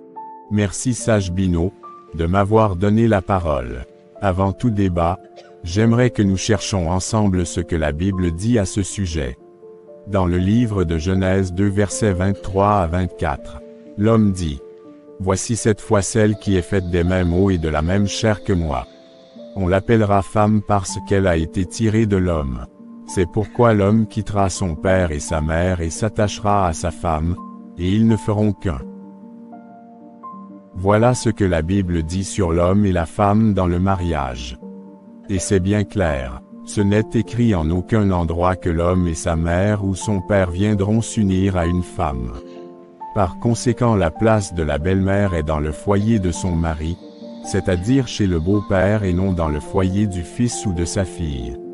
Dans 1 Timothée 5 verset 13, la Bible appelle une belle-mère autoritaire ou envahissante, qui s'introduit dans la vie de son fils ou de sa fille et de son gendre ou de sa belle-fille, un bavard. Ce qui signifie, un intendant autoproclamé des affaires des autres. C'est ce que sont certaines belles-mères, ou du moins ce dont on les accuse. Un tel comportement est agaçant, frustrant et contraire au plan de Dieu pour la famille. Toute belle-mère qui se dit chrétienne doit savoir la place que lui donne la Bible dans le foyer de son fils ou de sa fille. Je vais m'en arrêter là pour le moment. Merci beaucoup mon cher pasteur pour ces précisions que vous venez de faire. Alors sœur Rebecca, aviez-vous quelque chose à ajouter aux propos de votre mari? Je suis tout à fait d'accord avec mon mari. On ne doit pas mettre la Bible sous nos tables pour traiter ce sujet délicat. Mon époux a tout dit. Je tiens juste à notifier que le fait de dire que la place de la belle-mère est chez son époux, n'empêche pas qu'une belle-mère soit une aide pour sa belle-fille ou pour son beau-fils. Le message, c'est de ne pas être un frein à l'épanouissement du foyer de son enfant. Si nous prenons le comportement de Claire envers sa belle-fille, c'était extraordinaire. Elle était utile et importante et au même moment elle savait comment s'éclipser du foyer de son fils. La Bible ne dit pas d'abandonner votre fils ou votre fille avec son conjoint. Elle ne dit pas non plus d'être méchante et de les mépriser au point où ne plus chercher à prendre de leurs nouvelles. Ce n'est pas seulement une question d'éloignement ou de distance de la belle-mère. Il y a des belles-mères qui sont à l'autre bout du monde mais qui savent influencer négativement le foyer de leur fils. Il est plutôt question de savoir et de reconnaître sa place de belle-mère. Une belle-mère peut même rester sous le même toit avec son fils et sa belle-fille, sans problème si elle connaît ses limites et sa place selon la Bible. Puisqu'il y a parfois des situations de la vie qui peuvent réunir la belle famille et le couple ensemble sur le même toit, comme le cas de la maternité, de la maladie, d'insuffisance financière, etc. Je vais m'en arrêter là. Merci sœur Rebecca pour ton intervention très édifiante. Alors maman Sarah, tout le monde est curieux de connaître votre opinion sur le thème d'aujourd'hui. Je ne sais pas si c'est encore la peine de prendre la parole vu déjà les arguments qui ont été alignés. Je n'aimerais pas heurter la sensibilité des gens. Allez-y maman Sarah. C'est un débat et tout le monde est libre de parler. Ok, tout d'abord, je tiens à notifier que le sujet en question et les réflexions autour ne peuvent pas être généralisées. Par exemple, moi j'ai un seul enfant et c'est mon garçon unique. Je n'ai même plus d'époux. Alors vous pensez que ce sera facile pour moi de laisser mon fils partir complètement sans que je n'intervienne dans sa vie? J'ai sacrifié toute ma vie pour élever cet enfant. J'ai laissé tomber les rêves les plus importants pour faire face à son éducation et à sa formation. J'ai décidé même de rester veuve toute ma vie juste pour qu'il ne se retrouve pas un jour dans une famille recomposée où la haine et la méchanceté font parfois séjour. Cet enfant a grandi et est devenu quelqu'un d'important, et tout ça grâce à mes sacrifices, sans ignorer l'aide de Dieu bien sûr. Un beau matin on me dit que je dois me séparer de lui parce qu'il vient de se marier. Vous pensez que c'est facile? Je n'ai même pas eu le temps de profiter des fruits que j'ai semés et une femme venue de nulle part viendra s'asseoir pour tout bouffer gratuitement. C'est comme si cette femme m'arrache quelque chose que j'ai le plus cher au monde. Je ne peux pas m'empêcher de prendre soin de mon enfant même quand il est marié. Je l'avais toujours fait et je le ferai jusqu'à ma mort. En plus j'ai le droit absolu sur cette femme comme je mérite également le respect et une place très importante dans leur foyer. Qu'est-ce que cette femme raconte même depuis? Tu t'entends parler, tu as chance que tu n'as pas été ma belle-mère. Je t'aurais raccourci ta vie ici-bas. S'il vous plaît Claire, vous n'avez pas encore la parole. Laissez Sarah finir son développement. Je préfère qu'on fasse un débat interactif. Je ne pourrai pas garder à l'esprit tout ce que j'ai envie de dire. Laissez-moi battre le fer quand il est encore chaud. Ok, allez-y, mais dans le respect et l'amour total. Laisse-moi te poser une question Sarah. Étiez-vous chrétien toi et ton défunt mari? Quelle est cette question? Si tu étais vraiment chrétienne tu aurais dû connaître ce que dit la parole de Dieu sur ce sujet. Tu n'allais pas raisonner de la sorte. Vous faites honte à l'Église avec vos raisonnements bizarres sur une émission chrétienne suivie partout dans le monde comme celle-ci. Vous avez le droit de penser ce que vous voulez ma sœur. J'ai été clair, moi je contrôle le foyer de mon fils. Je ne permettrai à aucune femme de venir ruiner tout ce que j'ai pris le temps de construire pour mon fils. Donc selon toi ton fils est irresponsable pour gérer son propre foyer. Le pasteur avait raison sur ce qu'il avait dit plus haut sur comment la Bible qualifie une belle-mère de ton rang. Ne me juge pas madame. Je ne te juge pas. Je dis juste une vérité. Tu n'es pas la seule personne au monde à aimer son fils. Si Dieu malgré sa grandeur a pu sacrifier son fils unique pour que nous ayons la vie éternelle. Je ne vois pas pourquoi toi tu empêches ton fils de fonder une famille stable selon les recommandations de Dieu. Cette fille ne mérite même pas mon fils. Elle profite juste de lui sans même faire un enfant. Et toi tu mérites l'amour de Dieu. Si Dieu allait voir nous nos défauts qui subsisteraient. Qui parle de Dieu ici? Arrêtez vos histoires là. Laissez-moi gérer mon fils et mon foyer comme je veux. Allez gérer aussi les vôtres comme vous voulez. Laissez-moi gérer mon fils et mon foyer comme je veux. C'est la dernière phrase de notre sœur Sarah. Mon cher pasteur, que pensez-vous de cette affirmation de Sarah? Je suis vraiment choqué par les arguments de la sœur Sarah. Franchement, je ne pensais pas qu'elle allait tenir ces propos, mais on n'est pas ici pour juger qui que ce soit, mais au contraire, nous sommes là pour édifier le monde. Dieu nous a donné le libre arbitre de notre vie, donc chacun a le droit de raisonner comme il veut.